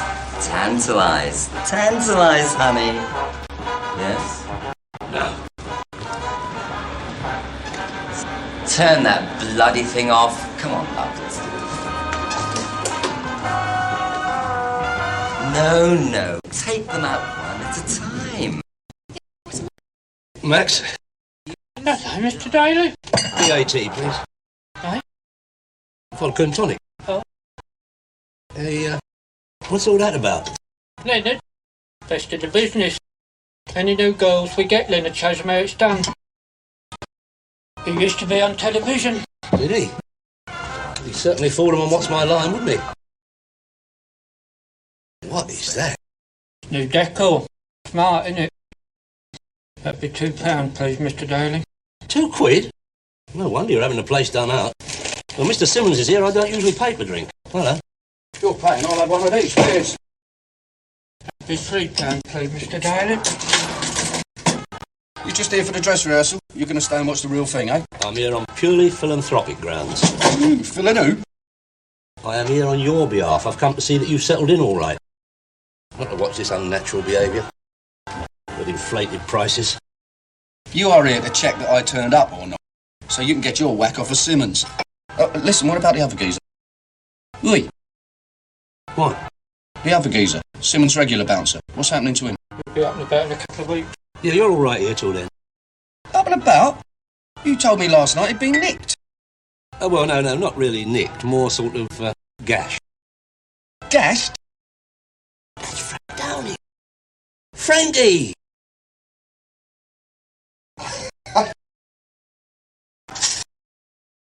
Well, Arthur. What are you up to here? I haven't seen you since they put you up for that passport fiddle. What was it? Putting moustaches on bank robbers, wasn't it? Yeah, they've done me for that. I've gone back to painting since I came out. Well, I never. Terry, I want you to meet a friend of mine. Frank Downing, Terry McCann. Terry works for me. Yeah, it's all right. We met earlier. Terry's a minder. I rent him out, you know. Very useful, young Terry. I've heard that. You see? Top man in your field. World's most expensive lager in your hand. Endless display of bint under your nose. Not exactly blood, sweat and tears, is it? No, all right. I'll manage, yeah. But I want to see some money for it at the end of the night. Yeah, of course you do. I'll pop in later with some reddies. You can buy me a drink. Won't let me forget that, will you? I'll tell you what. Couldn't paint a moustache on him, could you? Maybe he'd leave the country. Is that a full-time game, Frank? Painting tarts on walls? That's just for drinking money. I'm doing some of the real stuff these days. Oh, well, I might be able to help you there. A friend of mine wants his squash court re-emulsion. If you'd like to name your price, I'll have a word with him. Not house painting, Arthur. Pictures. Paintings. You know, you hang them on the wall and look at them. Oh, paintings. Like Rembrandt and all that lot. The old Velvet Hat Brigade. You got it, Arthur. Well, I never. How very tranquil. There can't be a living, can it, Frankie? I mean, you have to be dead before you make any real money at that game. Well, the ones I do, they usually are. If you know what I mean. Yeah. Genuine forgeries? Let's say in the style of. Forgery is not a word they use a lot. Frankie, would there be any room for an entrepreneur in this business? You know, someone with a bit of capital behind him? Not short of a few quid? You serious? Of course I'm serious, Frank. Talking about money. Very serious stuff. All right, Arthur. What are you doing right now? £5 for a programme? God, they've got to be into a profit before one of these even comes off the wall. It's all a con. Look around you. No matter whether the picture's genuine or not, they're all hyping each other. You know, game's like any other business. It's all down to acquisition, investment, and pure greed. They want to be conned. They con each other, and they con themselves. Well, business is business, Frankie. I mean, that is what makes the world go round. That's the beauty of it. They make their own rules in this game. Come on, let's take a wander. I'll tell you about it. The point about art dealing is that it's all down to what they call provenance. Oh, yeah. That is, proving whether a picture's authentic. And the dealers call their own tune. It's their opinion that the punter goes. If they want a picture, they want to be. Yeah, well, it's the same with motors, isn't it? Of course it is. In this game, it's a lot easier. Because it's all down to signature. If you don't sign it, it's not fraud. Frank? What sort of money are we talking about? Depends on the painter. Anything from £500 to 500,000, if it's a good old a name they're looking for. We're talking about one of my genuine, one I could put a signature to. 5 or 6 grand. 5 or 6 grand, eh? Tell me more, Frank. And 6. 6,200. 6,500. That's £6,500 now in advance on 6,500. Wouldn't do to get a nervous tick out of turn, would it? I'd have to rush out and flog the motor to pay for it. Doesn't work like that. You've got to prove your reserve before you're allowed to bid. The geezer up there's tuned into what's going on like a laser beam. Otherwise you could have a couple of hoorays bumping up the price for you. 4,800. At £4,800 now. Advance on 4,800.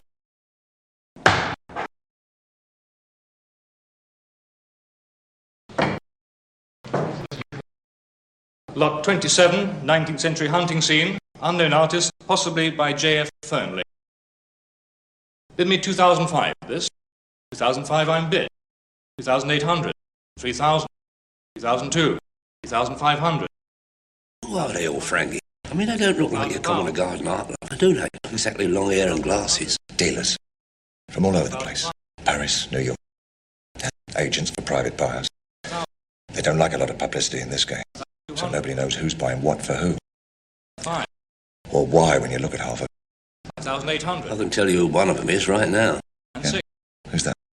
Bald-headed geezer, gold rim specs, second row. His name's Rory Quinn. Got a licence to print money down in Fulham. He's a bookie. I think I'll have to get down to some serious research into this game, Frankie. I mean, if Quinn's got his nose in a trough, he's got to be favourite. 27. 1,500. Quinn. Come on then, I'll give up. What is it? Arthur? Terry, that cost me £7.50. Unofficial arts review? Art review? What's all that about? This, my son, is the official form book of the art trade. I do not intend to start laying the odds without a little bit of research behind me. Arthur, people do not bet on paintings. Not in this country, anyway. Hold on, you're onto a fiddle, aren't you? You're pulling a stroke, aren't you? For your information, I'm about to make a foray into the artwork. Something a little more aesthetic than used cars and Japanese watches. Are you saying you're setting yourself up as an art dealer? I don't believe it. You don't know anything about art.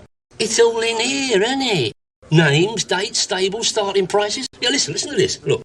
Atkinson Grimshaw, Whitby by night. Signed 1883 on canvas. 19 3/4 by 29 3/4.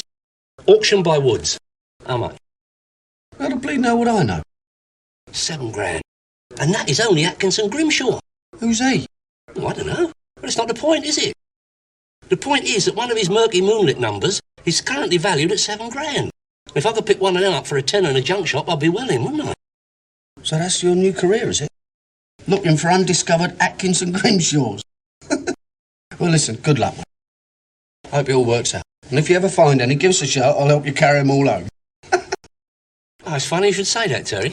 Because I was not going to impose on your free time, but there is a little favour in that direction you could do for me. Favour?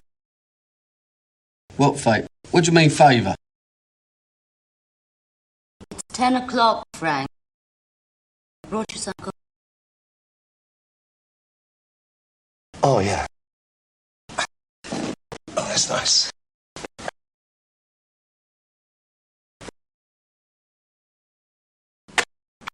Listen, Frank, you've got to go this week. I mean, I know you've been good to me, but I think I've returned the favour. You can't doss here forever and no time soon. I'm working. Oh, I know what you're working on. Works of art. Paintings in the manner of, not forgeries. It doesn't matter. Kevin comes back and finds you. Here you go, man. Why should he? All I've done is borrow some paints and a few books. I haven't strayed from the couch, have I? It wouldn't make any difference. You're here and I'm here. That's all he needs. I've told him about you. I've told him it's finished. Wouldn't exactly look like he came back living. Good while it lasted. You don't. That was 3 years, Frank. I'm not far. Why'd you let me stay this time? I didn't exactly twist your arm, did I? I know. I must be silly, mustn't I? But not that silly. And you've got to go as quick as you can. Please, Frank, don't make any trouble for me. Bonjour tout le monde. Ici France Inter. Bonjour tout le monde to you too.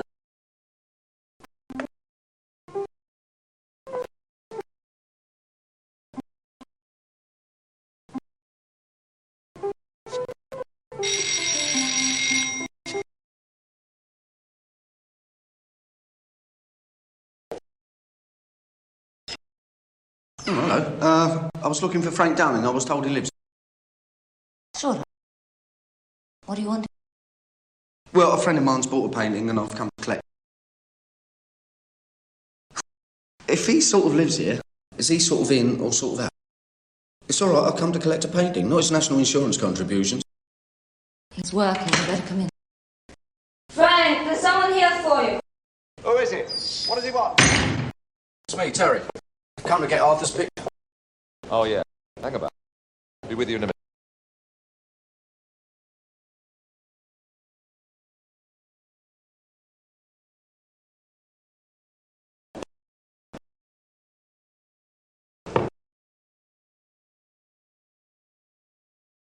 It's good, isn't it?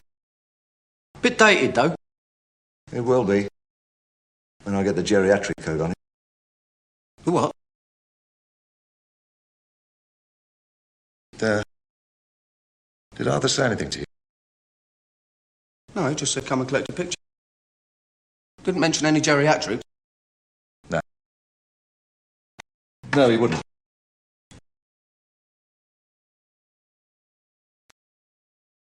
There you go. Tell him I'll be in touch in a couple of days.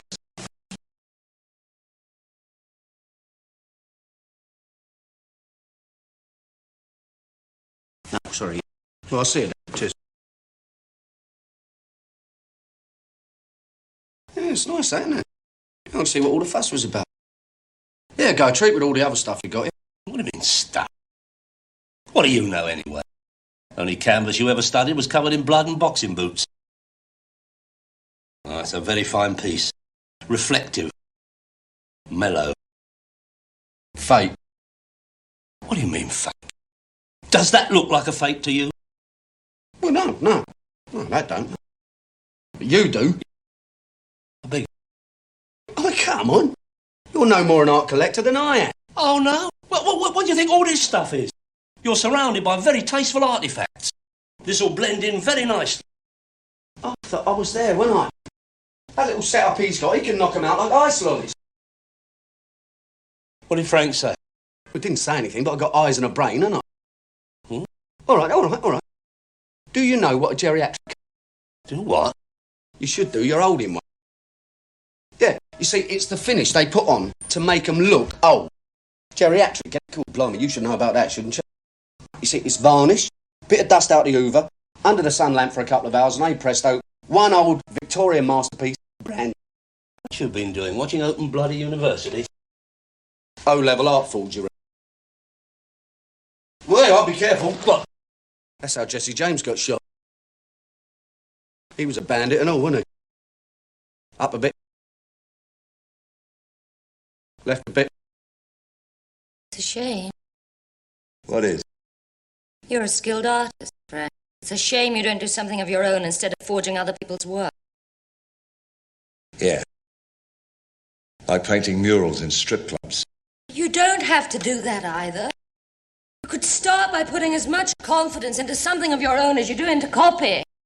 Or maybe you've got nothing of your own to say. Is that it, Frank? Now listen, this whole game's a rip-off. You know that as well as I do. Nothing's new, man. You just can't go any further. And all I'm doing is proving what a rip-off it really is. It's all just a joke. Frank Downing strikes back. Okay?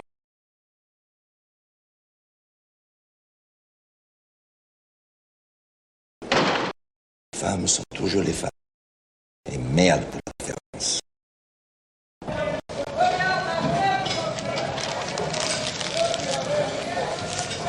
Hi. Hello again. Well, I do hope this isn't just a coincidence. Well, not really. I had to come down this way. And Frank told me where he'd met you. That's the aftershave, isn't it?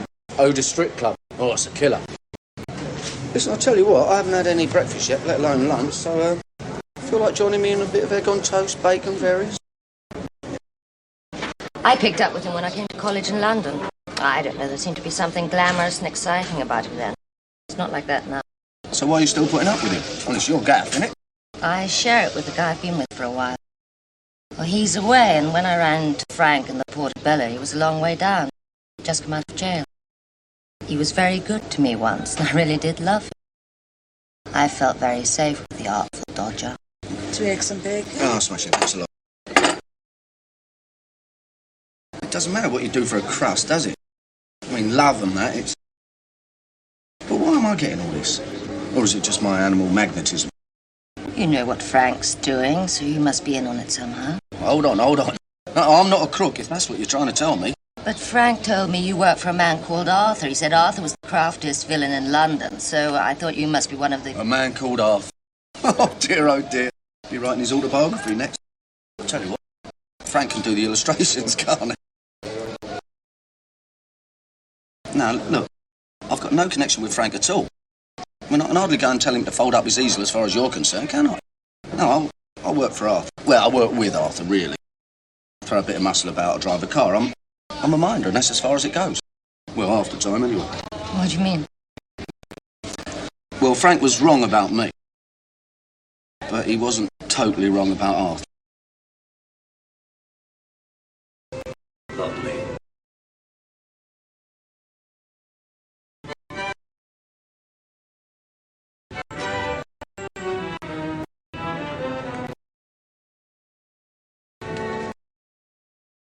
Interesting, isn't it? Of course, Delaunay is generally regarded as the inventor of Orphic cubism. I wouldn't say this was Orphic in the strictest sense of the term. It does have that fusion with Fauvism that anticipates pure abstract painting. Yeah. You in the business, son? Oh, yes, indeed. I picked that up at an auction in Paris last month. A little out of the mainstream these days, but I like it. Just the same concern with the emotional effect of colour as, well, any of the Impressionists. Don't you think so? Oh, no, I'm no judge. No, that's why I've come to see you. Really? Well, if you could tell me what it is you're looking for, I'd be glad to advise you. Oh, no, I'm not buying. No, what I require is a professional evaluation of a recent acquisition of mine. I take it you mean a painting? A painting, yeah. But more your representational, not like all this rubbish, things you've got here, More your horses, cows, chickens. Real painting, Real painting? I see. Well, now, is it contemporary work? No, it's not contemporary. Definitely not contemporary. I mean, it's been in the family for years. I only came by it after a recent bereavement. God rest her soul. It was covered in dust when I got it. Well, I mean, she was out of the ark herself, so it can't be, can it? An heirloom, eh? Well, these things can sometimes be of value. Mr... Daly. Arthur Daly. I'm in the entrepreneurial line myself, property, automobiles, manpower services, that sort of thing. Nothing as specialised as your game. Which is why I've come to... Yes, of course. Well, perhaps if you could show me the painting itself, Mr. Daly, I might be able to express an opinion for you. No problem. No problem at all. The only trouble is, it's the old eternal triangle, isn't it? I mean, if I had a word with Frank, it would just make things stickier. But what about Arthur? Maybe if I said something to him. Arthur? No, he's not too receptive to things like that. Not unless there's a few bob in it for him. No, whatever he and Frank are up to, they're up to it together, aren't they? Your best bet is just be straight with your geezer. Honesty is the best policy and all that. Unless you've got something to lie about, and you haven't, have you? No, I suppose you're right. It's just I've got myself into a silly situation, that's all. Thanks for talking to me. I hope you didn't mind. It's a pleasure. Mind how you go. Oh, listen. It'll work out. It always does.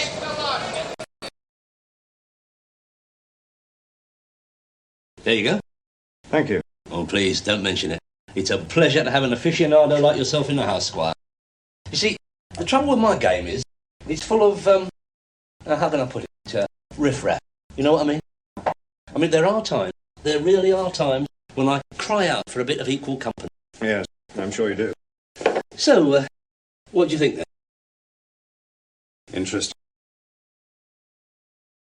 Very interesting. I'd say early Victorian. Ah, there, that's just what I said. Handed down over the years, and then bunged up in the attic with a rocking horse and forgotten all about. I think I'd go so far as to say you had a heading here, you know. Eh? The artist, Mr. Daly. John Herring. Either him or his son. They were both painters. Pity it's not clearly signed, but no matter. They painted in the same style, and they're both sought after in the Victorian market. Herring Sr. actually did some work for the old biddy herself at one time. Oh, the Americans love it. Well, I never. A herring, eh? A genuine herring. What funny names they seem to have, don't they? Yeah. Well, look. We've got initialing here, do you see? GBH? JFH, actually. John Frederick. Still doesn't help us as to father or son. Same style, same name. It's a guide to authentication, though. Is it? So what, you think it would be worth a couple of shillings, eh? 500 or 600, possibly. Well, You might get a little more at an auction, of course, but that's an uncertain business without full authentication. If you are thinking of a sale, I'm sure my gallery would be prepared to make you an offer. I hadn't really thought about it. I mean, I suppose it would help to pay for the funeral. For 500 or 600, you did say? Well, I think we could offer you something in that region. I don't know. I mean, what would it be, a family heirloom and all? Well, if you like to think about it and give me a call. No. Hang on. You another drink? Terry? Lager? Yeah. No, I'll tell you what, I'll have a brandy, please. Why not? Large brand. Nah, stick a bit of ice in it. Put it in an egg cup if you really want to impress him.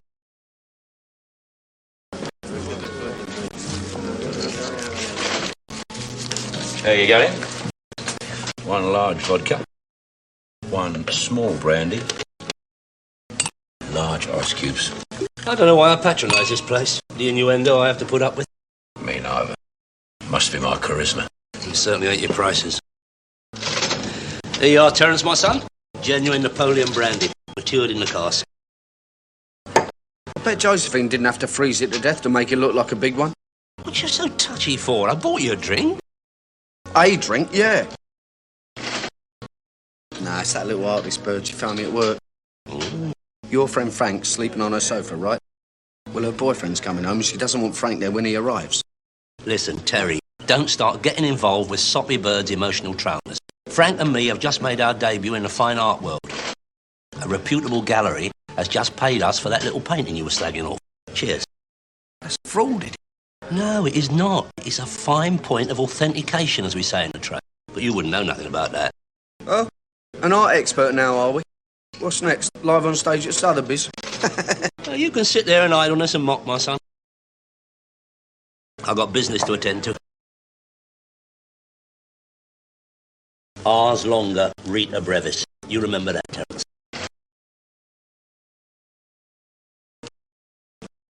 Jerry? Peter? Just something rather interesting has just... Wow, I bought a painting from some jack-the-lad figure who came in off the street. A fake, but the quality is I'd be very curious as to where it came from. I mean, if he's got an artist, I'd like to meet him. We could move this stuff by the crateful across the wall. Yeah, name's Daly. Arthur Daly. You go then. Went off all right then? Like a charm. And this is only the beginning, Frank. With your talent and my selling power, we could go into business. Not that sort of game, Arthur. I'm not that sort of bloke either.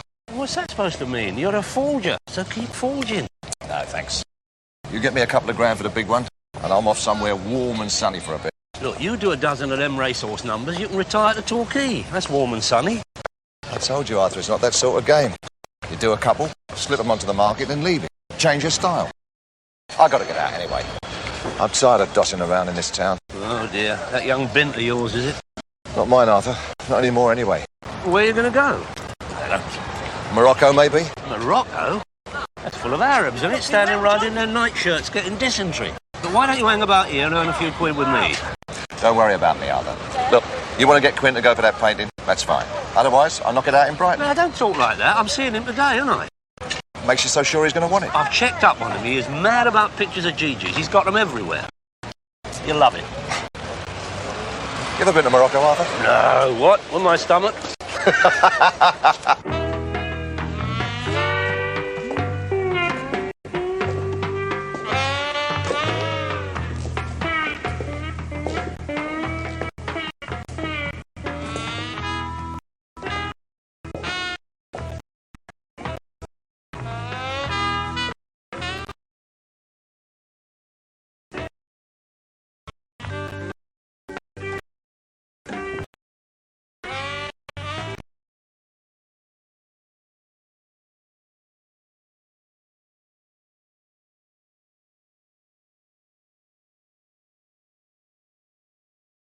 No, it's Joe, Frank. Yeah? Rory? An old boy called Arthur to see you. There we are, Squire. Good luck. See you next year. Rory, my old son. How are you? Still printing money, I see? Yeah, I can't grumble, Arthur. Added a couple of shops to the chain since I saw you last. How's yourself? Oh, not bad, not bad. Can we talk? Give us a moment, would you, Joe? Yeah. Sit down, Arthur. What's on your mind? Well, the thing is, Rory, I've been branching out a bit lately. You know, wider spectrum of business interests. Oh, yeah. Yours was a bit of a dabbler, Arthur. What's it this time? Second-hand light bulbs? No, nothing like that, Rory. No, strictly upmarket this time. It's what you might call an investment in the aesthetic realm. Works of art. And when this particular piece came up, you sprang to mind immediately. Did I now? Why was that? Well, delicate, Rory. Bit delicate. I mean, normally, I would have utilised my affiliation with a gallery that I did. But this one is not for the open market. More for your private collector, you know, someone like yourself. You mean it's nicked? Yeah, well, not to put too fine a point on it, yeah. What is it? That is the beauty of it, Rory. Right up your street. Winner of the 1821 St. Ledger. It is a masterpiece. It makes you want to reach out and give it a sugar love. You're telling me you got a John Herring? There you are. One connoisseur to another. How did you guess? I guess it ain't in it all. He painted 33 St. Ledger winners. I got 2 of them myself. Rory, I don't know what to say. I mean, you only won, you got the treble up. I mean, for your eyes only, but that is the whole frisson of collecting, isn't it? You only need 30 and you've got a complete set. Where'd you get this little item from, Arthur? Paintings don't fall off the back of lorries. No. As I understand it was a furniture removals van. You know, one of them firms that pops in while you're in Barbados. Oh, no comeback on it, stand on me. And they are anxious to make a sale. All you have to do is give it a nod. What do you say? All right. Bring it round. If it's what you say it is, we'll talk money. My pleasure, Rory. My pleasure. All right this evening?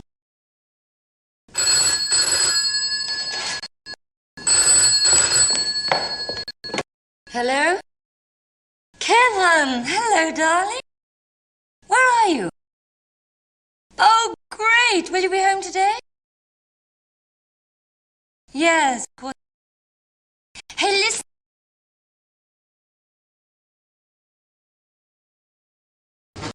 Over here in Sood's corner, darling, please. If you'd like to pander to the needs of a far from penniless artist and look after my young friends here. Lager, bitter. So, when Mary got back, she asked me if I'd go along next time for his friend. And I said, you must be joking, like great fat American. And she said, he's not that fat and he is in oil. So I said he'd have to be, wouldn't he, to get into his clothes. And large ones, please, darling. Make the most of it. Might be the last time. Terry? Yeah? Oh, sorry. What were you saying? Who's the big spender then? Oh, he's an artist. A friend of Arthur's. Is he famous? Not for his own work, no. Look, don't worry about it. Now, what were you talking about? I can't remember now. I suppose conversation's not your greatest asset, isn't it? Thanks very much. No, well, I'm no great talker myself when you get down to it.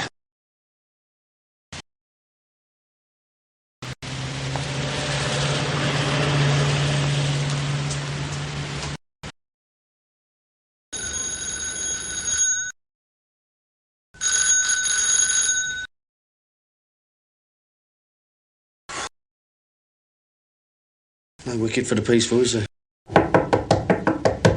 All right.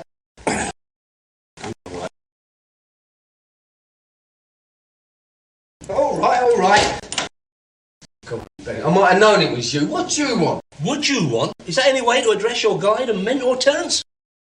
Hey, I didn't get you out of the bath, did I? No, not out of bath. Listen, I'm a bit busy as it happens, so do you want to come back later? Well, no, I'm here now, aren't I? What do you mean, busy? Well, it's, What you doing? Come on, Terry, I've got to be at work.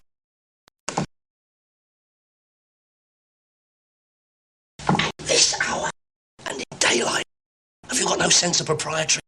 Haven't put licensing hours on it yet, have they? Anyway, what's it to you? Well, if this is how the underemployed spend their time, I'm not surprised it's all going down the drain. Shouldn't think you've got the strength to do an honest day's work left, have you? You'd know about an honest day's work, wouldn't you? I've seen her before, haven't I? Well, most of her, yeah. She works down the club. Anyway, I've got a job for you. If you can tear yourself away from your rampant sex life to worry about little things like paying the rent. Yeah, all right, what is it then? I suppose it's not getting your mate Picasso off the floor from the Dolphin, is it? No, eh? What, Frank? What about it? Well, I saw him there this afternoon. Well, square. Oh, that is lovely, isn't it? That's all I need for a workforce. Strippers gigolo and a drunken superannuated beatnik. Where is he now? Well, I'm not his minder. Why should I care? Because I have set up a deal with Rory Quinn. We've got to take Frank's picture round to Quinn's gaff this evening. Oh, have we? So that's the job, is it? Saving your neck from Quinn while you stitch him up? Nah, leave me out. I think I'll go back to bed. No, it's not like that, Terry. Look, it's just a question of delivery and collection. Deliver the picture, collect the cash. You heard what she said. She's got to go back to work. I mean, look. What is 5 minutes unbridled lust against 20 notes in your... Be sensible. All right, be good. 50. Do what? For riding round for a couple of hours in my car? Don't be silly. No. All right. 50. 25 up front. Oh, God. You'll pauperise me. I doubt that very much, Arthur. Thank you. Well, I better get some gear on, hadn't I? Please do. Oh, it's going to take a few minutes, like, so, well, you might as well wait in the car. No, I'm fine here, I'm fine. No, you'd be better off in the car. No, I'm all right. I'll have a cigar. No, I hate you smoking in the flat. Well, I'll make a cup of coffee. Yeah, have a log. No, drink that.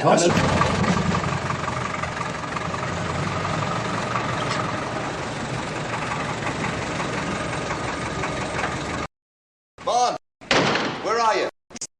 Out, sweetheart. Come and have a drink. Frank's in the money again. Yeah, I can see that. Saying, well, Frank. Don't stop. Now listen, I've got a real wedge coming today. This is nothing. Why don't we just take off?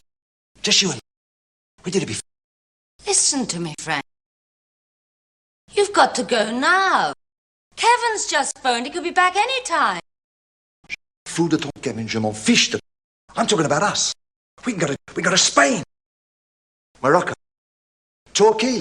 Get it into your brain, will you, Frank? It is finished. I was stupid to let you come here in the first place. Now, for God's sake, just get your things and go. Just had a... for that paint. Guess how much? I don't care. I don't know, and I don't care. You've got money, you've got friends, so just leave me alone. I don't want you. I don't even like you anymore. Can't you see that, you stupid, selfish old man?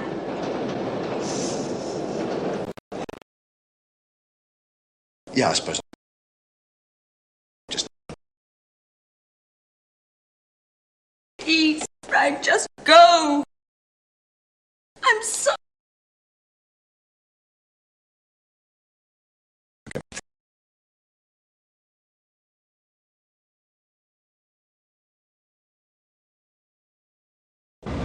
You're sulking, aren't you? Because of that bird, eh? Tell you what, I reckon you're jealous. Ah, don't talk ridiculous. Just bear in mind I am not your tart's taxi service, eh? She had to get to work, didn't she? And you wanted me on the job, didn't you? Or off it, depending how you look at it.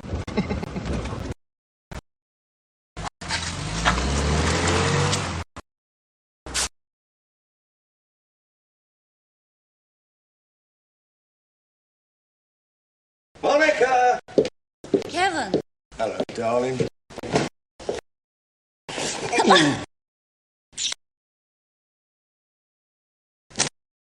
Don't worry. I'm on my way out. It's all right, Kevin. Frank's just been staying here a few days. Oh, really? For old time's sake, I suppose. Look, I just told you, don't worry about it. I've just been doing a bit of work, that's all. And now I'm leaving. Yeah, so I see. What's up? Have I come back here 10 minutes too early? Or is there a queue round here I'm supposed to join? Take it easy. Stop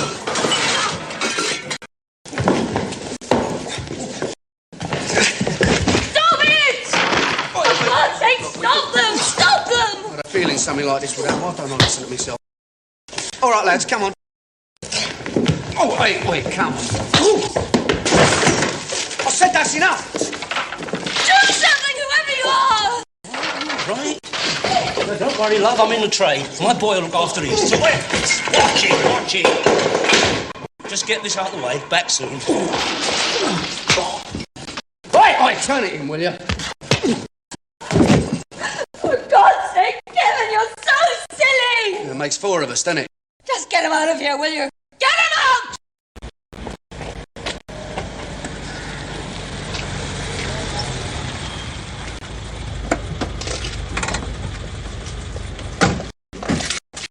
Well, Mr. Daly, another of Grandma's dusty heirlooms. Eh? What's this? What are you doing? Much the same as you, except that Mr. Downing has accepted my offer for his work rather than yours. Do what? He's really very good, you know. I've already covered my investment on the last one, and this one sounds even better. Yeah, get off these hands. Do you mind if Terry, I'm being robbed! Ah, Mr. Downing. Yeah, you get in the car. You're enough trouble as it is. All right, come on, what's all this about then? I have an arrangement with Mr. Downing over that picture. No, I think you'll find it's first come, first served. You see, Mr. Downing had a prior arrangement with us. So let's not make it unpleasant, shall we? No, quite right. Let's not make it unpleasant, eh?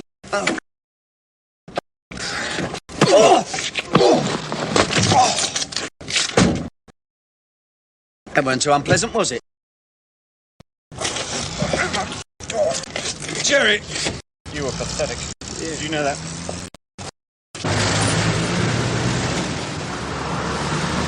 I'm mortified, Frankie. I truly am. Going behind my back like that. It wasn't like that, Arthur. Done some checking on you. And he came up to me in the pub and I told him he could have a look at it. Done some checking? And what about the law? No chance, Arthur. He's as crooked as you are. Oh, that's a relief, isn't it? At least you're all bent in this business. How about Quinn, Arthur? Is it game? Oh, no trouble. We'll drop you off at Terry's place, then we'll go on round and do the business. Excuse me, do I have a say in this? I do live there, you know. For goodness sake, Terry, be a little charitable. You've just given a man a mild pounding. Least you can do is offer him somewhere to recover his wits.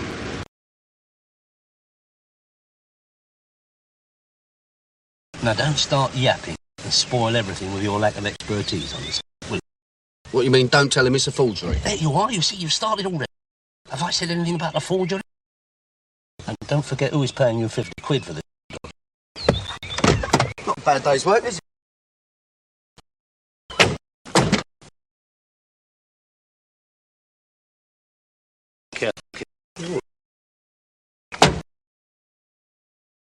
Oi, what date was this supposed to be painted? Never mind about the date, just bring it. Arthur, I think you better have a look at this. You worry about fly-by-night strippers, I'll worry about the business. Shut up. All right. There you are. I mean, it looks so at home, doesn't it? I mean, that could have been painted for you, Rory. Of course, it's not Orphic in the strict sense of the term, but, I mean, it's got a confusion of energetic emotions, and it predates it from the other lot. That was half the reason I thought of you when I first saw it. Rory will appreciate the tonal qualities of this work, I said to myself.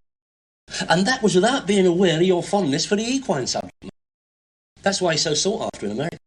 They cannot get enough of him over there. They're very fond of horses over there, aren't they? Mm. You know, the Wild West, all that sort of stuff. Bandit country, innit? No, I like it. I like it very much. Well, at 5, that's got to be a bargain, Rory. I mean, Christie's knocked one out about 12 months ago for 5.8. Well, you reckon with what? Inflation and all that. You're looking at 8 grand's worth of light and shade hanging on the wall. All right, Arthur. Done. Just hang on here a minute. Yeah, of course.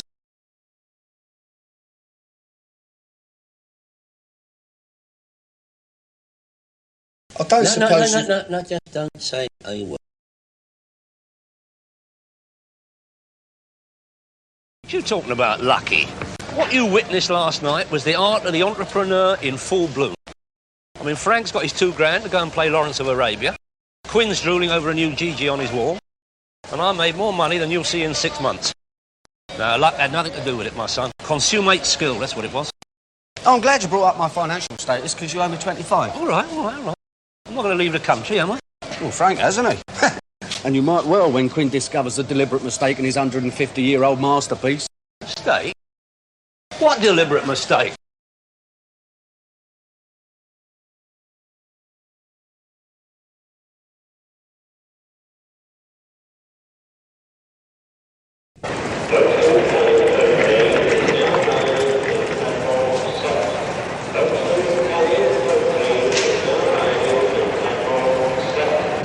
Don't keep on, it's done, innit? Yeah, but why didn't you say something? Instead of just standing there, you let me walk right into it. Couldn't, could I? You kept telling me to keep quiet. That is beside the point. You're supposed to be looking after my interests.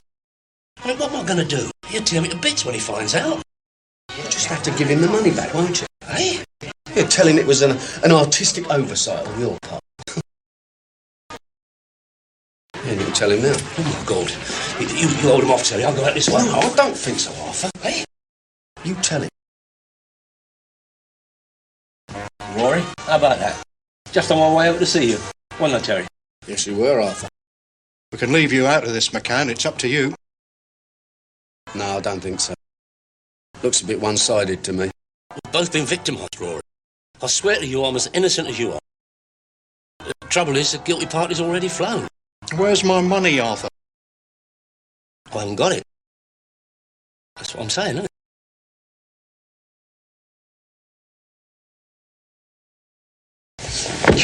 Terry!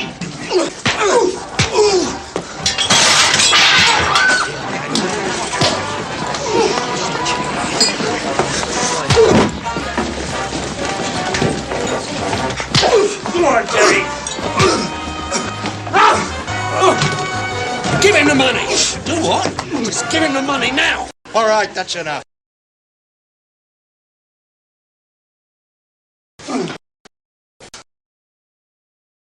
You might find that's a bit light, Rory.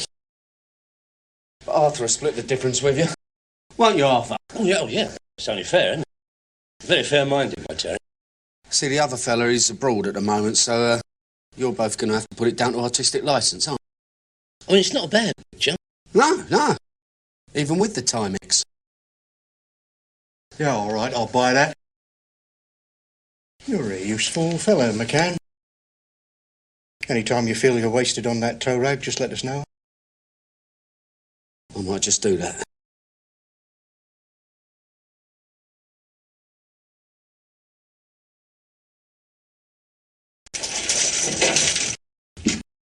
Eyes open, gentlemen.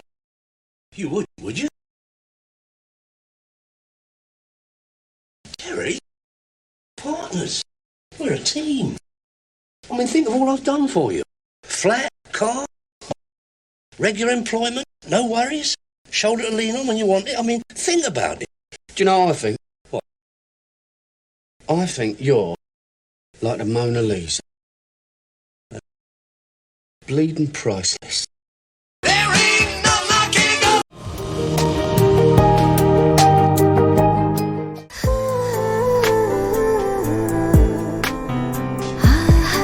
আপনি কিন্তু দেখতে যথেষ্ট সুন্দরী একজন মানুষ, দেখতে বেশ romantic, যেন শেক্সপিয়ারের নাটকের কোনো নায়িকার মতো। ভেবেছিলাম, কিন্তু আপনি তো পুরোটাই মর্মান্তিক। যে কোনো মানুষ আপনাকে দেখে মর্মাহত হতে পারে।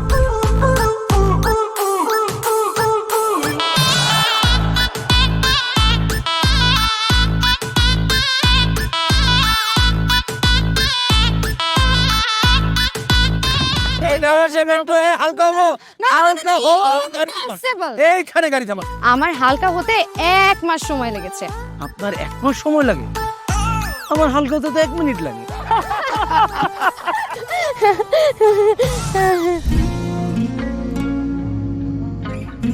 আমার কাছে মনে হয় জীবনসঙ্গী এমন হওয়া উচিত যার সাথে আপনি প্রতিটা মুহূর্ত উপভোগ করতে পারবেন, সারাক্ষণ খুনসুটিতে মেতে থাকতে পারবেন এবং তার মনে এমনভাবে বসবাস করবেন যে আপনার দিকে সে একটাবার তাকালেই বলে দিতে পারবে যে তার বেঁচে থাকার কারণই আপনি। পথে চলতে চলতে, কথা বলতে বলতে, কখন যেন হলে আমার, জানি গল্পে গল্পে মিশে অল্পে অল্পে আমিও হয়ে গেছি তোমার। ছোট ছোট ভুল ফুটে হলো ফুল যে তোমাকে পেলাম, গুটি গুটি পায়ে স্বপ্নের নাই আমি ভেসে গেলাম। আপনি কি মনে করেছেন একজন মানুষ আমার জীবন থেকে চলে গিয়েছে এবং আপনি সেই সুযোগটা কাজে লাগিয়ে আপনার ফিলিংস গুলো আমার কাছে এক্সপ্রেস করবেন আর আমি সেটা হ্যাপিলি অ্যাকসেপ্ট করে নিব? এই হচ্ছে আপনার বন্ধুত্বের নমুনা?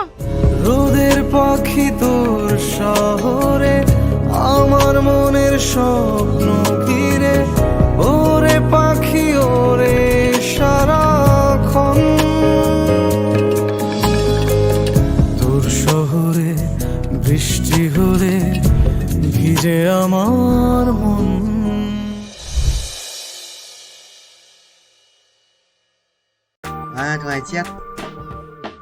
Mỹ à? Thế này thì vẫn thua. Ai trời ơi.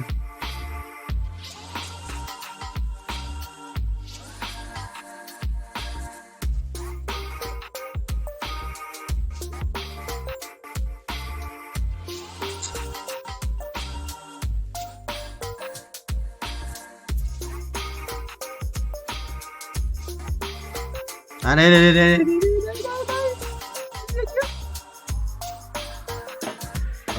Đây chiếc này thì theo sẽ là vài đĩa phút, sẽ là vài đĩa phút.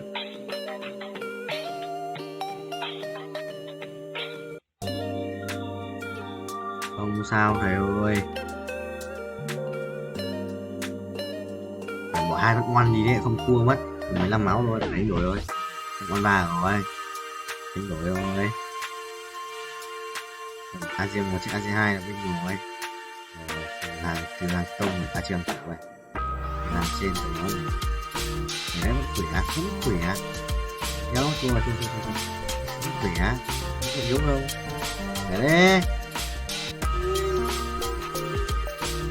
Ông hai cái đéo về đây đâu chết, ông hai mà không chết vậy, áo nó bài biết, ui ao không chết lại, what the hell, ô ấn pháp sư, cả một chút bút dòng ao hai không chết.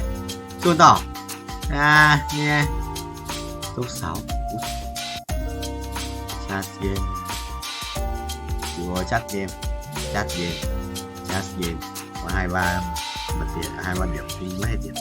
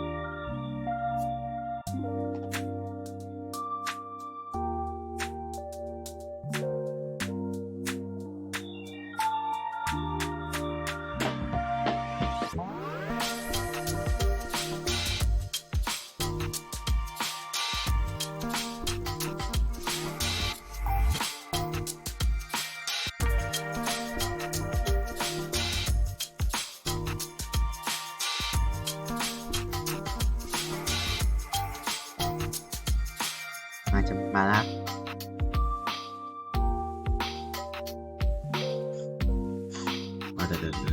lên đủ tiền lên năng sơn nhỉ, nếu sắp 2 lần nữa ngọc bảo bao nhiêu, bảo là tầm ভালোবাসা সুন্দর, ভালোবাসাও সুন্দর, মানুষ নিজের অজান্তেই ভালোবেসে ফেলে।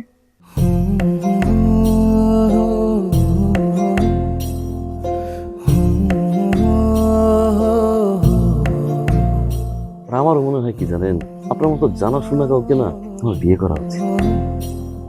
এটা কি উপলক্ষে? ম্যাডাম ফুলটা গ্রহণ করুন, তারপরে বলতেছি। ভোটার আইডি কার্ডে যার স্বাক্ষরের জায়গায় টিপসই দেয়, এখানে কেউ ডাক্তার। এই দুইজনের মধ্যে যে আগে ম্যাডামের মন জয় করতে পারবে, ম্যাডাম তার। একদিন না দেখলে তোমায় বন্ধু আন্ধার লাগে সব, তোমার এই প্রেমে এমনই টান। রোগীদের তো ডক্টরের কাছে আসলে ব্যথা কমে যায়, আপনি তো উল্টো হলো কেন? আপনি কি উল্টা? তোমায় ছাড়িয়া যাব মরিয়া, তোমায় ছাড়িয়া যাব মরিয়া, যেও না বন্ধু আমার ভুলিয়া। আমার মনে হয় আমার সমস্যা কপালে, ম্যাডাম আমার কপালে নেই, আমার কপালে আছে দাগ।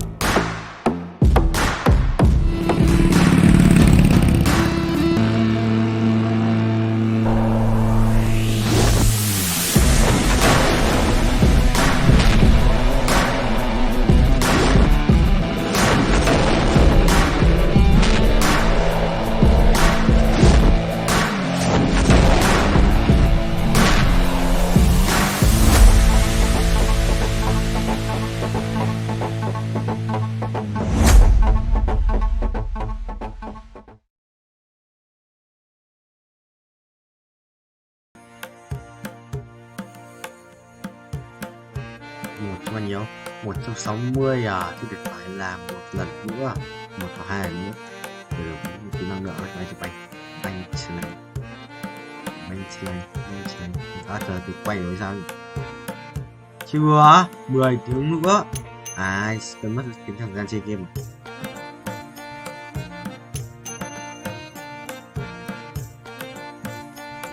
Trốn. Good. Not.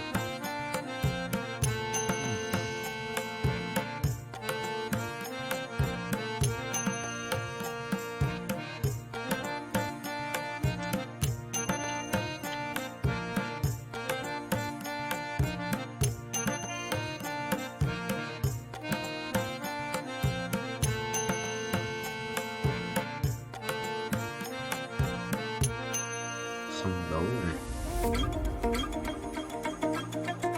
Đấu sĩ à?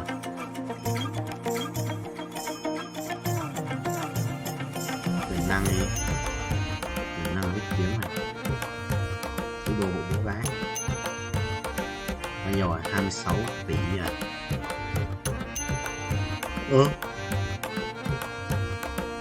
Người thì là 200 này.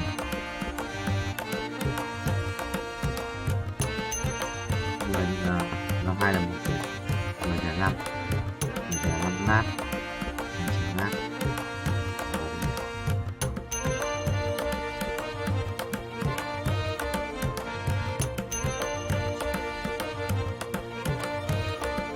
Năm 2 là 10. Đó, 200 lát. 2 tỷ 1 lát, 200 lát. 2, 4. Đó, đúng rồi, 40 củ. Sôi dữ à.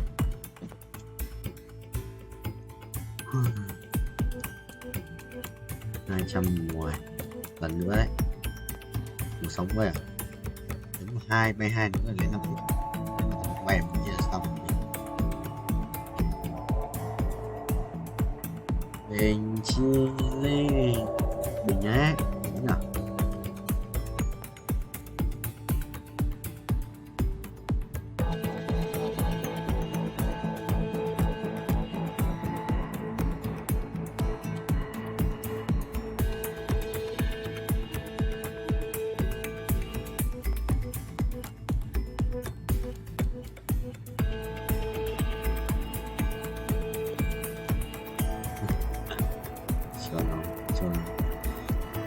Olivia, ngon có biết chuyện của bạn đâu. Máu.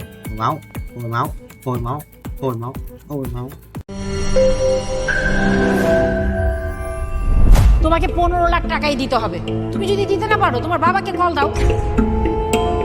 তোমার যত জমি জিরাত বাড়িতে যা যা আছে এগুলো বেচা হইলেও তোমরা আমাদের টাকা পাই পাই করে শোধ করবা।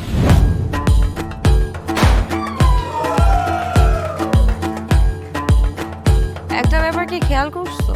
শহরে কিন্তু দুইটা রূপ, রাতের এক রূপ, দিনের আর এক রূপ।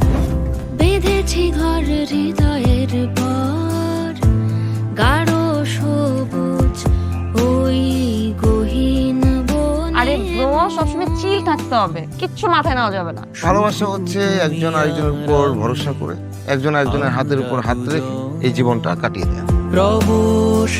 কিছু মানুষ এই রাত জেগে থাকে আর টাকার বিনিময়ে সুখ খোঁজে। বসুন। এখন তো সিরিয়াস হওয়া উচিত, তাই না? আমি তো কোথাও যাচ্ছি না পার্টি করতে। তুমি কেন যাচ্ছ? কেন বন্ধ করতে পারতেছো না বলো তো?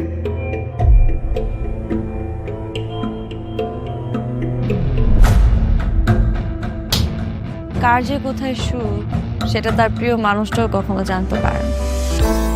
পাশাপাশি তবু যাচ্ছি বিপরীতে, কাছাকাছি তবু যাচ্ছি বহু দূরে। Hi, you look good. Thank you.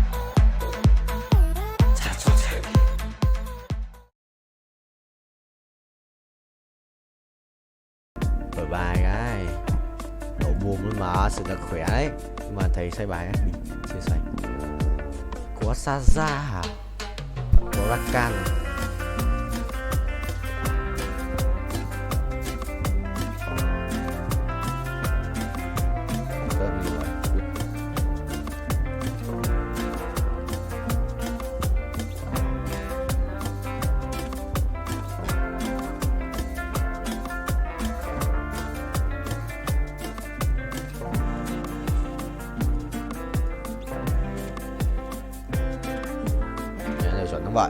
Át này, Bình. Xong. Là át luôn mà. Sợ có xin ra ấy, nhưng mà anh đéo dùng rồi.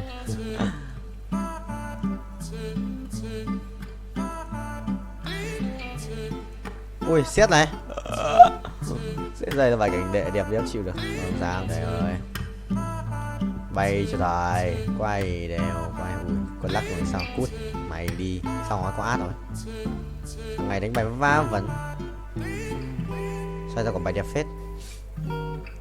Định mạnh cái xét này. Ui, bình điết. Xét là mình sẽ thiếu là một cái cung mà. Cung một con Kizana hoặc là một con Nautilus. Lấy cái thú tượng để cho in nào. Bắn cung không? Bắn cung lấy đồ cho át trước khi thầy.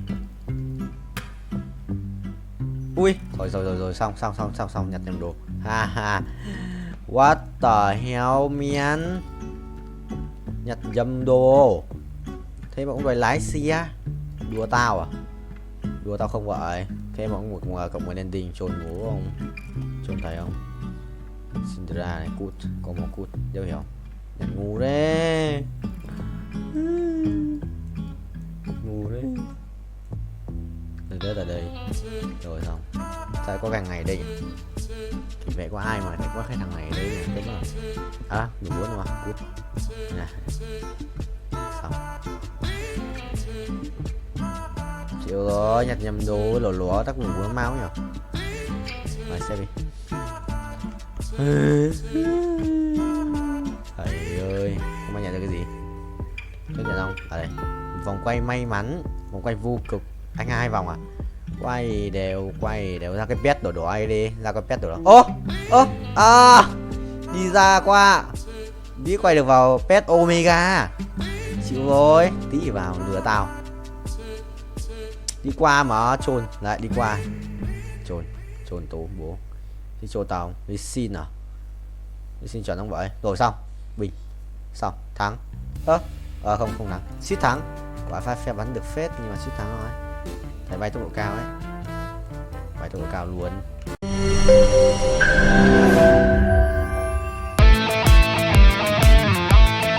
দরকার পড়লে একটা রিকশাওয়ালাকে বিয়ে করবো, তারপর তোকে বিয়ে করতে তুমি যদি মরে যাও আমি তোমাকেই বিয়ে করব। দেখো দেখো বিয়ে এত সোজা। আমার 5টা কন্ডিশন। কয়টা? 5টা। আমি জেডি সাফায়েত রমরাজন। স্যার এটা তো ভোটার আইডি কার্ড স্যার। বাড়িতেই করবেন নাকি হোটেলে? না না, আপনি যেমনটা ভাবছেন বিষয়টা তা না। ভাই আপনি তো করবেন। তোমাকে দিয়ে হবে না, আমি জানতাম। শুধু শুধু সময় নষ্ট করো না। ভাই আপনি তো অনন্ত দলিল না যে অসম্ভবকে সম্ভব করে আপনার কাজ। জিমি কি হচ্ছে? আচ্ছা আঙ্গের একদম বইরা দিমু। যাচ্ছে সব বাইর কর। শর্ত দিয়ে বিয়ে, শর্ত দিয়ে বিয়ে।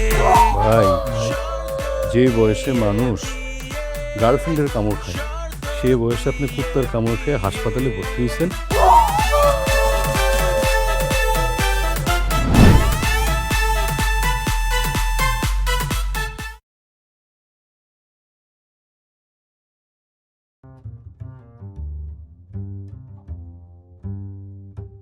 Anh nhà thế chữ đi me thằng choao. Ai à?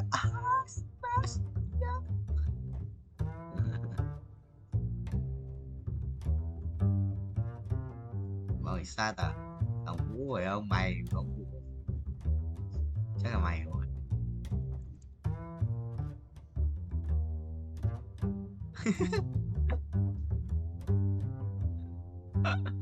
Mua cái gì mua Nicho.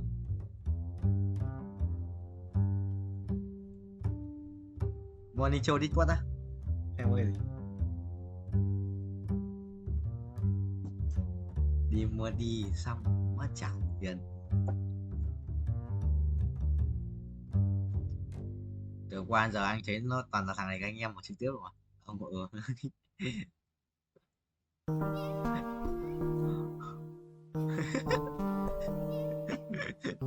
bài là check viết lại là thấy đang đúng xoáy đúng không? Mày đi.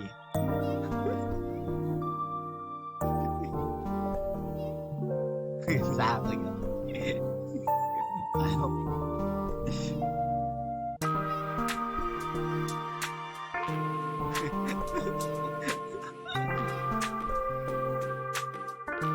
Rồi, người ta có lòng trọng đấy, cái số phát có nhót nhìn lên là xong.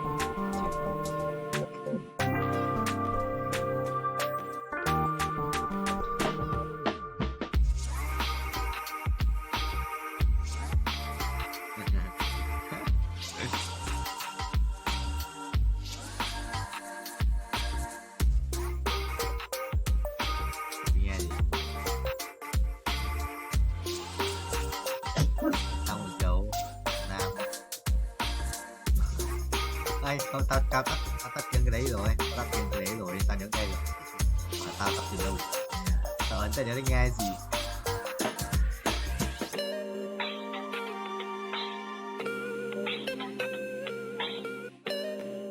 Đây giờ 36 à, ai vào nó không tắt à, không tắt à, tao từ nãy giờ mà tắt à, tắt tiếng của nó được, tao đánh xong quá đây, cái cài nhấn ao trên người xuống cài và Discord phải có xịn mới đá được cái nữa.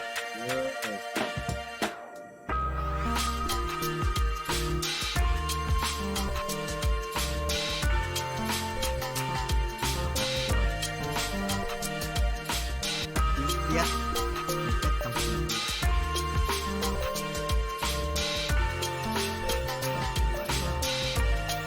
Sửa rồi. Còn tin nhắn rồi, đúng rồi.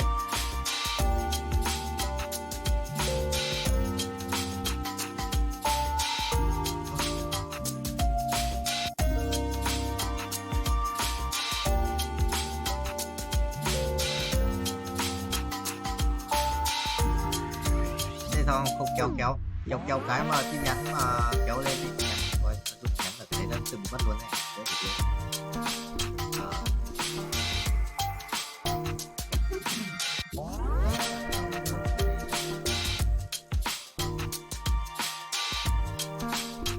Đấy thì livestream này, không thể livestream tắt rồi.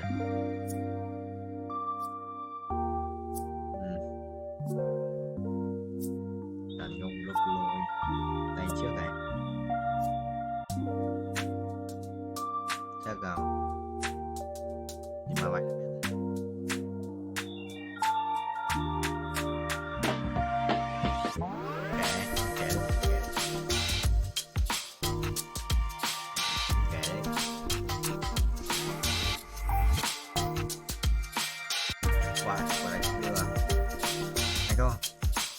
có một bài chỉ tay trước là vui tập cả đơn xem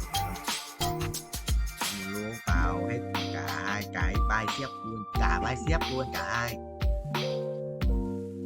hai luôn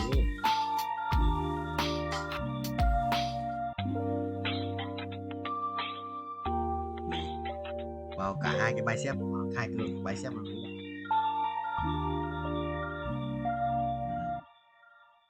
Chuẩn em rồi, tập lưng này cứ răng một cái máy thôi, hai cái máy kéo ngang kéo dọc xong. Gì kia ông kia bảo vẫn là chỉ thích ngồi chơi game.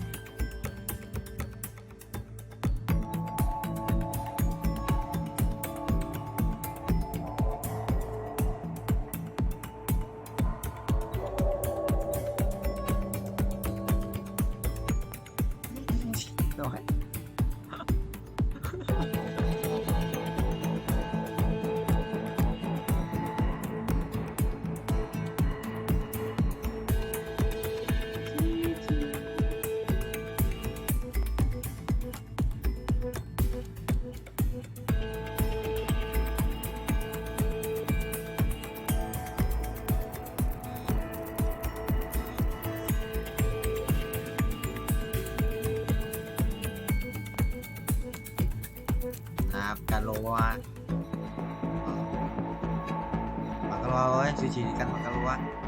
Đâu mày muốn thêm chất gì thì mày phải xem chất các thứ cơ, xem đoán các thứ nữa. Đâu không thì cân đủ caloa được.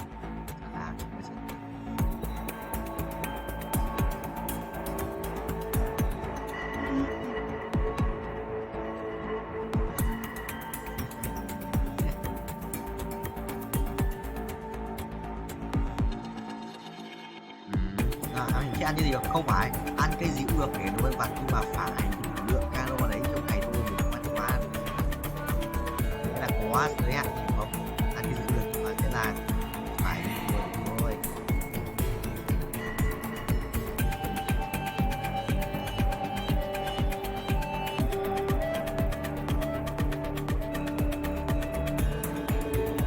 Đây thì người ta của anh, biết vào tuần của anh, biết của anh chi liền sức.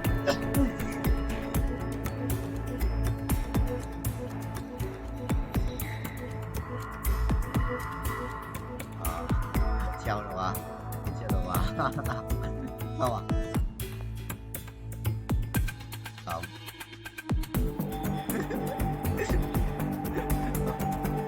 Có phép đánh này, có phép đánh như vượn này, phép chạy như nhảy linh tinh này.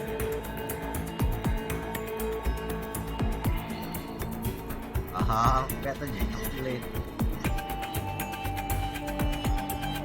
Với cả lúc mày kéo cam ra xa xa ấy, cái tiền đấy nó chia hết sang nhân vật rồi. Đó. Vậy là đấy mà tao đây tao quay chữ.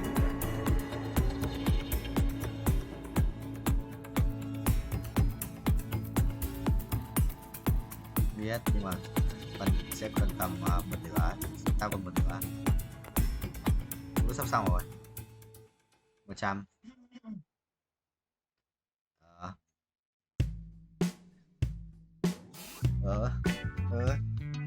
Xong được mà. Hai tuần thừa. Vậy là mà tao chỉ quay 5 ngày nhưng cũng đâu đừng nghe mà tao cũng lừa quay. Cũng đã lừa mất mấy ngày. Lâu ngày hôm nay 10 tiếng, hồi trước là thế đấy, cứ thật trước làm mỗi ngày 10 tiếng đấy. Có đặt mà treo cái Autify chứ đừng nói rồi, tao đặt Autify.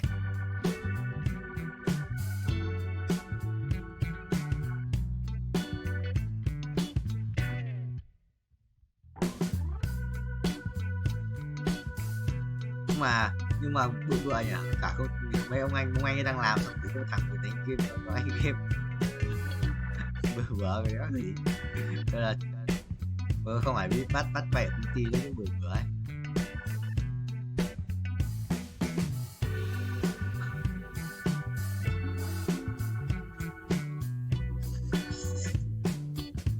Sao nói gì khổ anh khổ.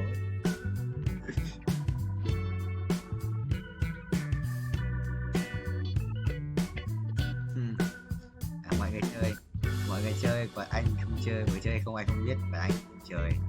Yes.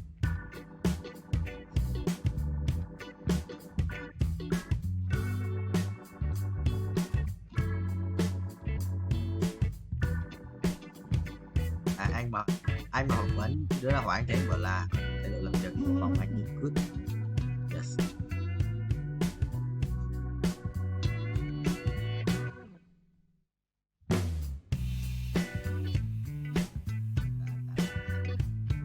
Kinh vậy chào. Tôi muốn cục vô. Đây lại của tôi nhất xong rồi xả luôn. Tôi đánh cái này.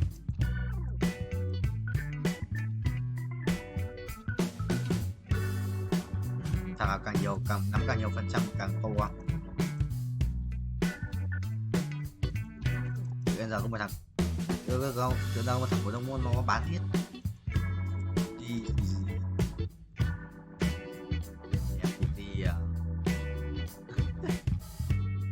chú Hoàng làm tiếng thôi.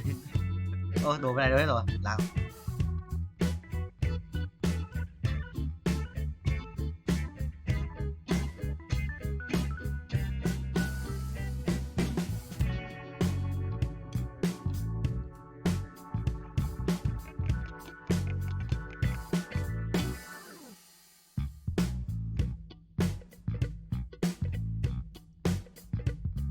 quá, đéo hết cỡ lời đấy.